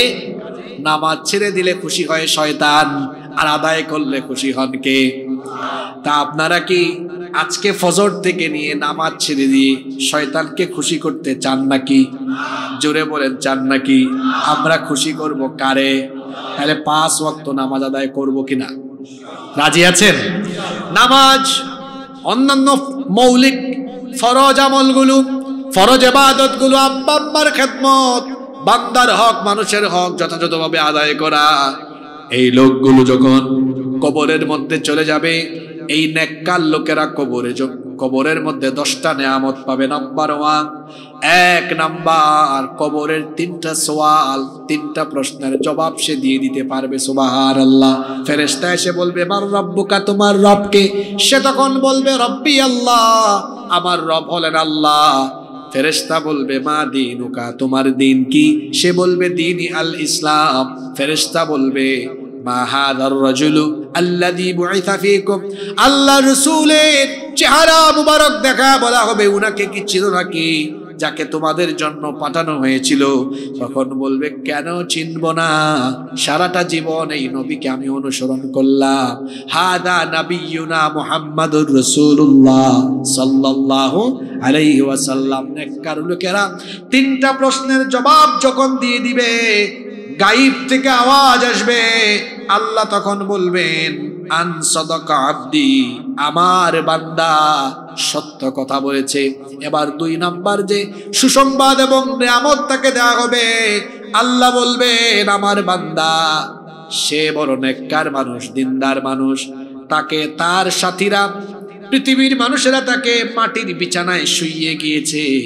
ও আমার ফেরেশতারা, আমার এই নেককার বান্দার কবর, তার এই কবরের মধ্যে মাটির বিছানা আর রেখো না, ফাআফরিশুহু মিনাল জান্নাহ, তার কবরের মধ্যে জান্নাতের বিছানা বিছায়া দাও। 3 নাম্বার আল্লাহ বলবেন ও ফেরেশতারা, এই নেককার বান্দাকে 3 নাম্বার যে নিয়ামত এবং সুসংবাদ দিবে সেটা হলো ওয়া আলবিসুহু মিনাল জান্নাহ। দুনিয়ার মানুষরা তারে সাদা কাফন পরায়া কবরে রেখে গিয়েছে, এই সাদা কাফন তার গা থেকে খুলে দাও, আর তার শরীরের মধ্যে আমার জান্নাতের তৈরি জান্নাতি পোশাক পরায়া দাও। 4 নাম্বার ওয়াফতাহু লাহু বাবান ইলাল জান্নাহ, জান্নাতের দিক থেকে একটা দুয়ার তার কবরের দিকে খুলে দাও, যাতে করে কবর থেকে সে জান্নাতের নয়নাভিরাম দৃশ্যগুলো দেখতে পারে। সুবহানাল্লাহ। 5 নাম্বার আল্লাহ তাআলা বলবেন ফেরেশতারা জান্নাতের সুগন্ধ, জান্নাতের পবিত্র সুগন্ধি তার কবরের দিকে দিয়ে দাও, যাতে তার গোটা কবরটা সুগন্ধে যুক্ত হয়ে যায়। 6 নাম্বার নিয়ামত হলো মাত্র 3.5 হাত তার কবর, ছোট্ট জায়গায় থাকবে কেমনে? দুনিয়াতে 180, 200 স্কয়ার ফিট, 250, 300 স্কয়ার ফিটের 15 বাই 15, 20 বাই 20 এত বড় বড় বেডরুমে থেকেছে, এখন রেখে গিয়েছে 3.5 হাত কবরে। আমার এই নেককার দিনদার বান্দার কবরটাকে এত সংকীর্ণ রেখো না। ওয়ায়ুফসাহু লাহু ফি কবরিহি মাদ্দা বাসারিহি, তার চোখের দৃষ্টি যাবে যত দূর, তার কবরটাকে প্রশস্ত করে দাও তত দূর। 7 নাম্বার তার কবরের মধ্যে ইয়াতিহি রাজুলুন হাসানুল ওয়াজহ, সুন্দর চেহারার একজন লোক আসবে। হাসানুস সিয়াব, সুন্দর কাপড় পরিহিত, তাইয়িবুর রিহ, উত্তম সুগন্ধে যুক্ত। এই লোকটা যখন আসবে, কবরে থাকা দিনদার লোকটা, নেককার লোকটা বলবে তুমি আবার কে? তখন সে বলবে আমার পরিচয় দিচ্ছি পরে, আমি এসেছি তোমাকে সুসংবাদ দেওয়ার জন্য। আবশির বিল্লাযী ইয়াসুররুক হাদা ইয়াউমুকাল্লাযী কুনতু তুআদ, সুসংবাদ গ্রহণ করো, যেই দিনের অপেক্ষায় তুমি ছিলে। তখন বলবে এত সুন্দর চেহারার মানুষ, তুমি এত সুন্দর সুসংবাদ দিয়ে যাচ্ছ, তুমি কে? সে বলবে আমারে তুমি চিনো না, আনা আমালুকা সালেহ, আমি তোমার নেক আমল, আমি তোমার নামাজ, আমি তোমার রোজা, আমি তোমার নেক আমল, আমি তোমার ইসলামী আন্দোলন, আমি তোমার রক্ত দেওয়া, ঘাম দেওয়া, জীবন দেওয়া, আমি তোমার হজ আদায় করা, দান করা, আমি তোমার ভালো ভালো আমল করা, সমস্ত নেক আমল পুঞ্জীভূত হয়ে এইরকম সুন্দর চেহারা হয়ে তোমার সামনে হাজির হয়েছি তোমাকে সুসংবাদ দেওয়ার জন্য। আল্লাহ বলেছেন আমি যেন তোমাকে সুসংবাদ শোনাই, আল্লাহ তাআলা তোমার জন্য তার জান্নাত রেখেছেন। এটা হলো তার জন্য 7 নাম্বার সুসংবাদ। 8 নম্বরে ফেরেশতা বলবে ও আল্লাহর বান্দা, তুমি তো প্রশ্নের উত্তরও দিয়ে ফেলেছো, এবার তোমার জন্য 8 নম্বরের সুসংবাদ হলো, 8 নম্বরের সুসংবাদ হলো তোমার কবর অন্ধকার থাকবে না। আল্লাহর জান্নাতের স্পেশাল নূর দিয়ে তোমার গোটা কবরটাকে মুনাওয়ার করে দেওয়া হবে। 9 নম্বর সুসংবাদ হলো ফেরেশতা বলবে নাম কানাউমাতিল আরুস, বিয়ে করার পরে নববধূকে নিয়ে বাসর ঘরে নতুন স্বামী তার স্ত্রীকে নিয়ে যেমন করে আরামে ঘুমায়, আল্লাহর বান্দা ইসরাফিল সিংহায় ফুৎকার দেওয়া পর্যন্ত জান্নাতি পোশাক পরে জান্নাতি বিছানায় তুমি কিয়ামত পর্যন্ত ঘুমাও।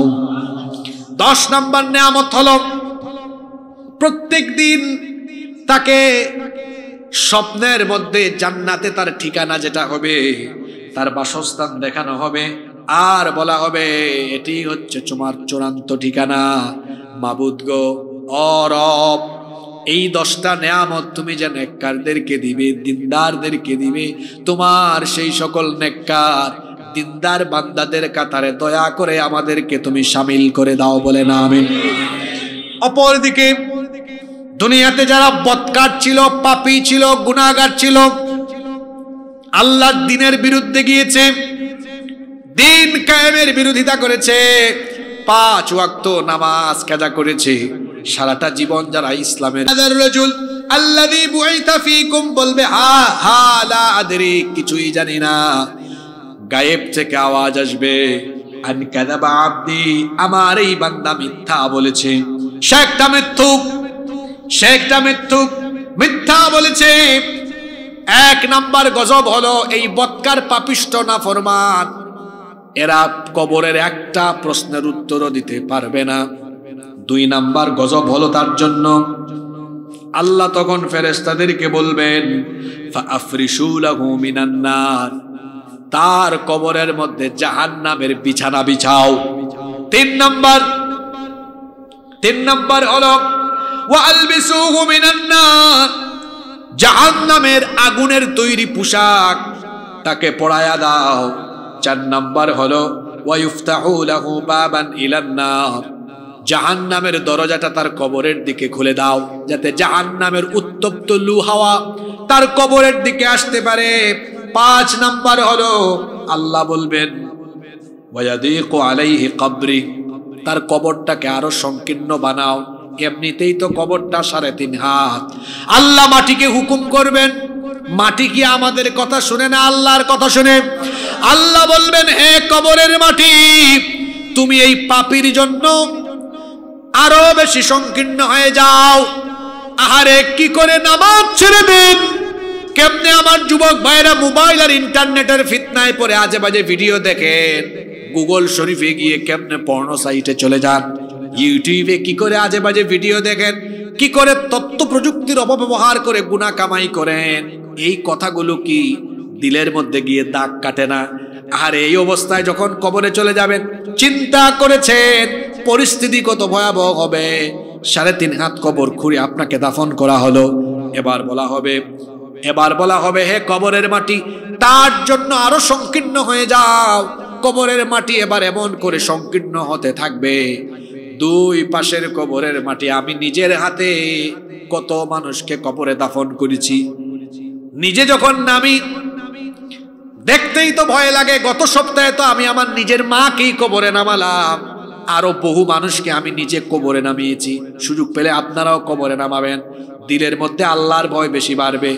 যত বেশি পারেন কবরস্থানে যাবেন, দেখবেন দিলটা নরম হবে। সুযোগ পেলে মানুষকে কবরের মধ্যে নাড়াবেন, আল্লাহর ভয় অন্তরে পয়দা হবে। কি ন্যারো, কি সংকীর্ণ একটা জায়গা। 2-3 জন কবরে নেমে লাশটা শুয়ালে দেখবেন পিঠ লাগে, পা লেগে যায়, এতটা ছোট জায়গা, সংকীর্ণ জায়গা। আল্লাহ বলবেন এই পাপীর জন্য হে কবরের মাটি তুমি আরো সংকীর্ণ হয়ে যাও। কবরের 2 পাশের মাটি এবার ধীরে ধীরে করে এইভাবে চেপে আসতে থাকবে, এমন ভাবে সংকীর্ণ হবে 2 পাশের মাটি এক হয়ে যাবে। এক হয়ে দেহটাকে এমন একটা চাপ মারবে, এক পাশের পাঁজর গিয়ে অন্য পাশের পাঁজরে এইভাবে ঢুকে যেতে থাকবে। আল্লাহ গো, এমন কঠিন আযাব কবরে আমরা নিতে পারবো না, তুমি আমাদেরকে হেফাজত করো, বলে না আমিন। এটা হলো পাপীদের জন্য 5 নাম্বার গজব। 6 নাম্বার হলো এক ভয়ঙ্কর কালো চেহারা বিশিষ্ট, দুর্গন্ধ বিশিষ্ট এক লোক আসবে, এসে বলবে পাপী তোর জন্য দুঃসংবাদ। জিজ্ঞেস করা হবে তুমি আবার কে? তখন বলবে আমারে চিনো না, আমি হলাম তোমার গাঁজা খাওয়া, আমি হলাম তোমার পর্নো মুভি দেখা, আমি হলাম তোমার আকাম কুকাম জেনা বেবিচার আমারে চিনো না, আমি হলাম তোমার মদের আসরে যাওয়া, আমি হলাম তোমার ইসলাম বিরোধিতা, আমি হলাম তোমার নাফরমানি। সংক্ষিপ্ত ভাবে যদি বলি, আমি হলাম তোমার বদ আমল। এই বদ সুরত দিয়ে আল্লাহ পাঠিয়েছেন তোমাকে দুঃসংবাদ দেওয়ার জন্য। 7 নম্বর, তার কবরের মধ্যে এমন কিছু ফেরেশতা নিযুক্ত করা হবে যারা তাকে এমন ভাবে প্রহার করবে লোহার হাতুড়ি দিয়ে। আল্লাহর নবী বলেছেন লাউ দরাবা বিহা জাবালুন, এই হাদিসটা পড়লে আমার গায়ের লোম পর্যন্ত দাঁড়িয়ে যায়, কি ভয়ঙ্কর কথা। আল্লাহর নবী বলেছেন লাউ দরাবা বিহা জাবালুন, এমন লোহার তৈরি হাতুড়ি বা লাঠি দিয়ে পিটানো হবে, এগুলা দিয়ে যদি বিশাল কোনো পাহাড়ে একবার আঘাত করা হয়, লাসারা তোরা বা বিশাল পাহাড় মাটি এবং বালু হয়ে উড়ে যাবে। এই রকমের হাতুড়ি কিংবা এই রকমের হাতিয়ার দিয়ে কবরের মধ্যে বদকারদেরকে পেটানো হবে। নাম্বার 8। 8 নাম্বার, এদের কবরের মধ্যে ভয়ঙ্কর সাপ ছেড়ে দেওয়া হবে, এগুলো তাকে দংশন করতে থাকবে। 9 নাম্বার হলো বিভিন্ন রকমের শাস্তি, পাপ ভেদে নানা রকম পাপ অনুযায়ী নানা রকম শাস্তি হবে। 10 নাম্বার হলো তার কবরটা অন্ধকার হয়ে যাবে, আর তাকে প্রত্যেক দিন জাহান্নামে তার চূড়ান্ত ঠিকানা দেখিয়ে বলা হবে হাদা মাকাদুকা হাত্তা ইয়াবআসাকা আল্লাহু ইয়াউমাল কিয়ামাহ, কিয়ামত হবে না যতক্ষণ তোমার অবস্থান হলো এখানে ততক্ষণ, আর কিয়ামতে এটাই হলো তোমার চূড়ান্ত ঠিকানা। মাবুদ গো, ও আমাদের রব, এই 10টার কোনোটাই নেওয়ার মতো লোড সহ্য ক্ষমতা আমাদের নাই। আল্লাহ তোমার জাহান্নাম থেকে আমাদেরকে বাঁচাও, কবরের শাস্তি থেকে আমাদেরকে বাঁচায় দাও, বলেন আমিন। এবার একটা হোমওয়ার্ক নিয়ে বাড়িতে যান, 5 মিনিট থাকতে পারবেন না সবাই? এবার এই কবরের শাস্তি থেকে আমরা বাঁচতে চাই কি চাই না? কবরের শাস্তি থেকে যদি বাঁচতে চান, 3টা মৌলিক আমল দিয়ে যাচ্ছি, এই আমলগুলো আমরা করব ইনশাআল্লাহ। 1 নাম্বার হলো কবরের শাস্তি থেকে যদি আমরা বাঁচতে চাই, দুনিয়াতে যতদিন আমরা হায়াত পাবো বেশি বেশি নেক আমল করব। রাজি আছেন না নাই? দেখেন আল্লাহর রাসূলের হাদিসটা আপনাদেরকে শোনাই। তাবরানীর বিশুদ্ধ সনদে হাদিসটি বর্ণিত হয়েছে। সবচেয়ে বেশি সংখ্যক হাদিস যিনি বর্ণনা করেছেন আবু হুরায়রা রাদিয়াল্লাহু আনহু, এই হাদিসের বর্ণনাকারী সাহাবী। তিনি বলছেন আল্লাহর নবী বলেছেন ইন্নাল মাইয়িতা ইযা ওদিআ ফি কবরি, যখন কোনো মাইয়িতকে কবরে রাখা হয়, ইন্নাহু ইয়াসমাউ খাফকা নিআলিহিম হিনা ইওয়াল্লাউনা, তার সাথীরা যখন তাকে কবরে রেখে চলে যায় তাদের জুতার আওয়াজ পর্যন্ত সে শুনতে পায়। ফা ইন কানা মুমিনান, যদি সে মুমিন হয়, কবরে রেখে যখন তার সাথীরা চলে যায়, হাদিসটা খেয়াল করেন, মুমিন যদি হয়, কানাতিস সালাতু ইনদা রাসিহি, নামাজ তার মাথার দিকে এসে, নামাজ তার মাথার দিকে থাকে, নামাজ মাথার দিকে গিয়ে ওই যে মাথার দিকের মাটি, সেটাকে বলে হে মাটি খবরদার, আল্লাহর বান্দার সাথে দুর্ব্যবহার বেয়াদবি করিস না, আমি হলাম তার নামাজ। আজকে কবরের শাস্তি থেকে প্রোটেকশন দেওয়ার জন্য তার নামাজ আমি দাঁড়িয়ে গেলাম। আল্লাহু আকবার। আল্লাহর রাসূল বলেছেন কানাতিস সালাতু ইনদা রাসিহি, নামাজ তার মাথার দিকে থাকবে। ওয়া কানাস সিয়ামু আন ইয়ামিনিহি, ডান দিকে রোজা থাকবে। ওয়া কানাতিজ যাকাতু আন শিমালিহি, বাম দিকে যাকাত থাকবে। ওয়া কানা ফিআলুল খায়রাতি মিনাস সাদাকাতি ওয়াস সিলাতিল মারুফি ওয়াল ইহসানি ইলান নাসি ইনদা রিজলাইহি, আর অন্যান্য যত নেক আমল আছে, যেমন দান সদকা, তারপরে মানুষের সাথে সুন্দর আচরণ, নেক আমল, দ্বীনের পক্ষে থাকা, ইসলামের পক্ষে থাকা, এই সবগুলো আমল তার পায়ের দিকে চলে যাবে। দেখেন নামাজ হলো মাথার দিকে, খুব সুন্দর কথা, নামাজ মাথার দিকে, তারপরে রোজা ডান দিকে, যাকাত বাম দিকে, অন্যান্য সকল আমল পায়ের দিকে। কোনো দিক কি বাকি আছে নাকি? আসতে বলবেন না, জোরে বলেন, বাকি আছে নাকি? সব আমল চতুর্দিকে দাঁড়িয়ে যাবে আর বলবে হে কবরের মাটি, সাবধান করলাম, সতর্ক করলাম, আল্লাহর এই মুমিন বান্দার সাথে তুমি বেয়াদবি করো না, দুর্ব্যবহার করো না, কারণ আমরা তার নেক আমল চতুর্দিকে তার জন্য দাঁড়িয়ে গেলাম। আল্লাহ তখন কবরের মাটিকে বলবেন, কবরের মাটি সাবধান, আমার বান্দার সাথে কোনো ধরনের বেয়াদবি করবা না। আমার বান্দার জন্য এই কবরটাকে আমি জান্নাতের বাগান বানিয়ে দিলাম। তাহলে বোঝা গেল কবরের শাস্তি থেকে বাঁচতে হলে নামাজের দরকার আছে না নাই? অন্যান্য সকল নেক আমলের দরকার আছে না নাই? এই জন্য আমরা কোনো নেক আমল ছাড়বো না।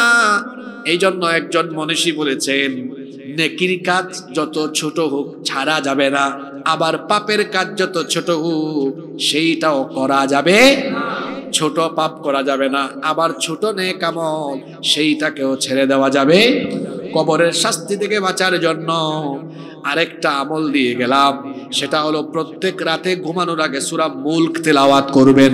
আল্লাহর নবী বলেছেন, যে ব্যক্তি রাতের বেলা ঘুমানোর আগে সূরা মুলক তেলাওয়াত করবে, ওই ব্যক্তিকে কবরের শাস্তি থেকে যিনি বাঁচায়া দিবেন তিনি কে? 3 নাম্বার, এই দোয়াটা সব সময় আপনারা করবেন। আমি নিজেও এই দোয়াটা সব সময় করি। এই যে নামাজে আমরা শেষ বৈঠক করি, প্রথমে তো আত্তাহিয়াতুল্লাহি ওয়াস সালাওয়াতু তাশাহুদ পড়ি, এরপরে আমরা দুরূদ পড়ি, আল্লাহুম্মা সাল্লি আলা মুহাম্মদ, এরপরে আল্লাহুম্মা বারিক আলা মুহাম্মাদের পরে দুআয়ে মাসুরা আপনারা পড়েন, আল্লাহুম্মা ইন্নী যালামতু নাফসি যুলমান কাসীরা ওয়া লা ইয়াগফিরুয যুনুবা ইল্লা আনতা ফাগফিরলি মাগফিরাতাম মিন ইনদিকা ওয়ারহামনি ইন্নাকা আনতাল গাফুরুর রহিম। এরপরে সালাম ফিরায় ফেলেন, সালাম ফিরালে নামাজ হয়ে যাবে, অসুবিধা নাই। কিন্তু আল্লাহর নবী বলেছেন, নামাজে দুআয়ে মাসুরা পড়ার পরে সালাম না ফিরায়া 4টা বিষয় থেকে আল্লাহর দরবারে পানাহ চাও। এই দোয়াগুলো আল্লাহর নবীও পড়তেন, আপনারাও এটা পড়বেন, শিখে ফেলবেন।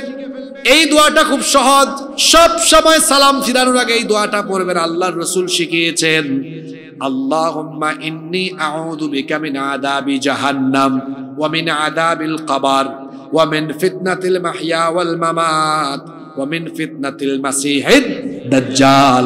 কি সুন্দর দোয়া নবীজি শিখিয়েছেন। হে আল্লাহ, তুমি আমাদেরকে জাহান্নামের আযাব থেকে, কবরের শাস্তি থেকে, জীবন মরণের ফিতনা থেকে, আর দাজ্জালের ফিতনা থেকে বাঁচিয়ে দাও। বলেন আমিন। এই দোয়াটা পড়বেন, পারবেন না আপনারা? এই দোয়াটা করবেন, তাহলে দেখবেন আল্লাহ কবরের শাস্তি থেকে বাঁচাবেন। আরো একটা আমল করবেন, আরো একটা আমল করবেন, আল্লাহর কাছে চাইবেন, আল্লাহ নেক আমল অবস্থায় আমাদেরকে মওত দিও। নেক আমল, নেক আমল অবস্থায় মওত দিলে যার আখিরি কালেমা হয় লা ইলাহা ইল্লাল্লাহ দাখালাল। আরেকটা আমলের কথা মনে পড়ে গেল, সব সময় আল্লাহর কাছে চাইবেন, আল্লাহ আপনি জুমার দিনে আমাদের মওত দিয়েন। কোন দিনে? আল্লাহর নবী বলেছেন, জুমার রাতে বা জুমার দিনে যেই ব্যক্তি মারা যায় ঈমান থাকলে পরে, তাকে কবরের শাস্তি থেকে যিনি বাঁচায়া দিবেন তিনি কে?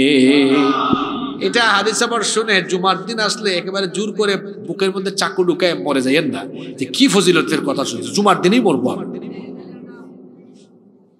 আপনার এরকম মওত যদি আল্লাহর তরফ থেকে আসে আর ঈমান যদি থাকে, আবার এটা ভাবিয়েন না যে জুমার দিনে মরলেই সে বেঈমান হলেও কবরের শাস্তি থেকে মাপ পাবে। বিষয়টা এমন নয়, শর্ত আছে। শর্ত হলো অবশ্যই ভিতরে কি থাকতে হবে? আমাদের ঈমানের যে দশা, শরীয়ত আইনে বিশ্বাস করি না, আমাদের ঈমানের যে দশা, আল্লাহর বিরুদ্ধে, রসুলের বিরুদ্ধে কথা বলে, আছে না নাই? আমাদের ঈমান তো এমন, আমরা শেষ জামানায় আছি। শেষ কথাগুলো শুনে যান ভালো করে। আল্লাহ রসুল বলেছেন, আখিরি জামানায় ঈমান বাঁচিয়ে রাখা কঠিন হবে, আমলের চেয়ে ঈমান রাখা কঠিন হবে। সকালে মোমেন, বিকালে কাফের হয়ে যাবে, এইরকম কঠিন পরিস্থিতি আসবে।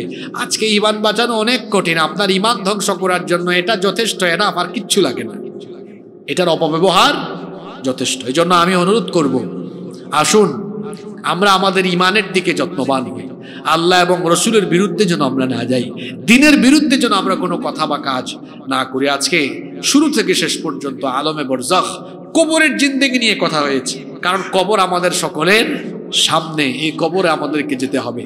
আসুন এই কবর যেটা আমাদের সামনে আছে, সেই কবর এবং পরকালীন জীবন যেন সুন্দর হয়, পরকালীন জবাবদিহিতা ভিত্তিক জীবন আমরা সাজাই, আমল ভিত্তিক জীবন গঠন করি, তাকওয়া ভিত্তিক জীবন সাজাই, যেখানে কোরআন সুন্নাহর রঙে নিজেরা রঙিন হব।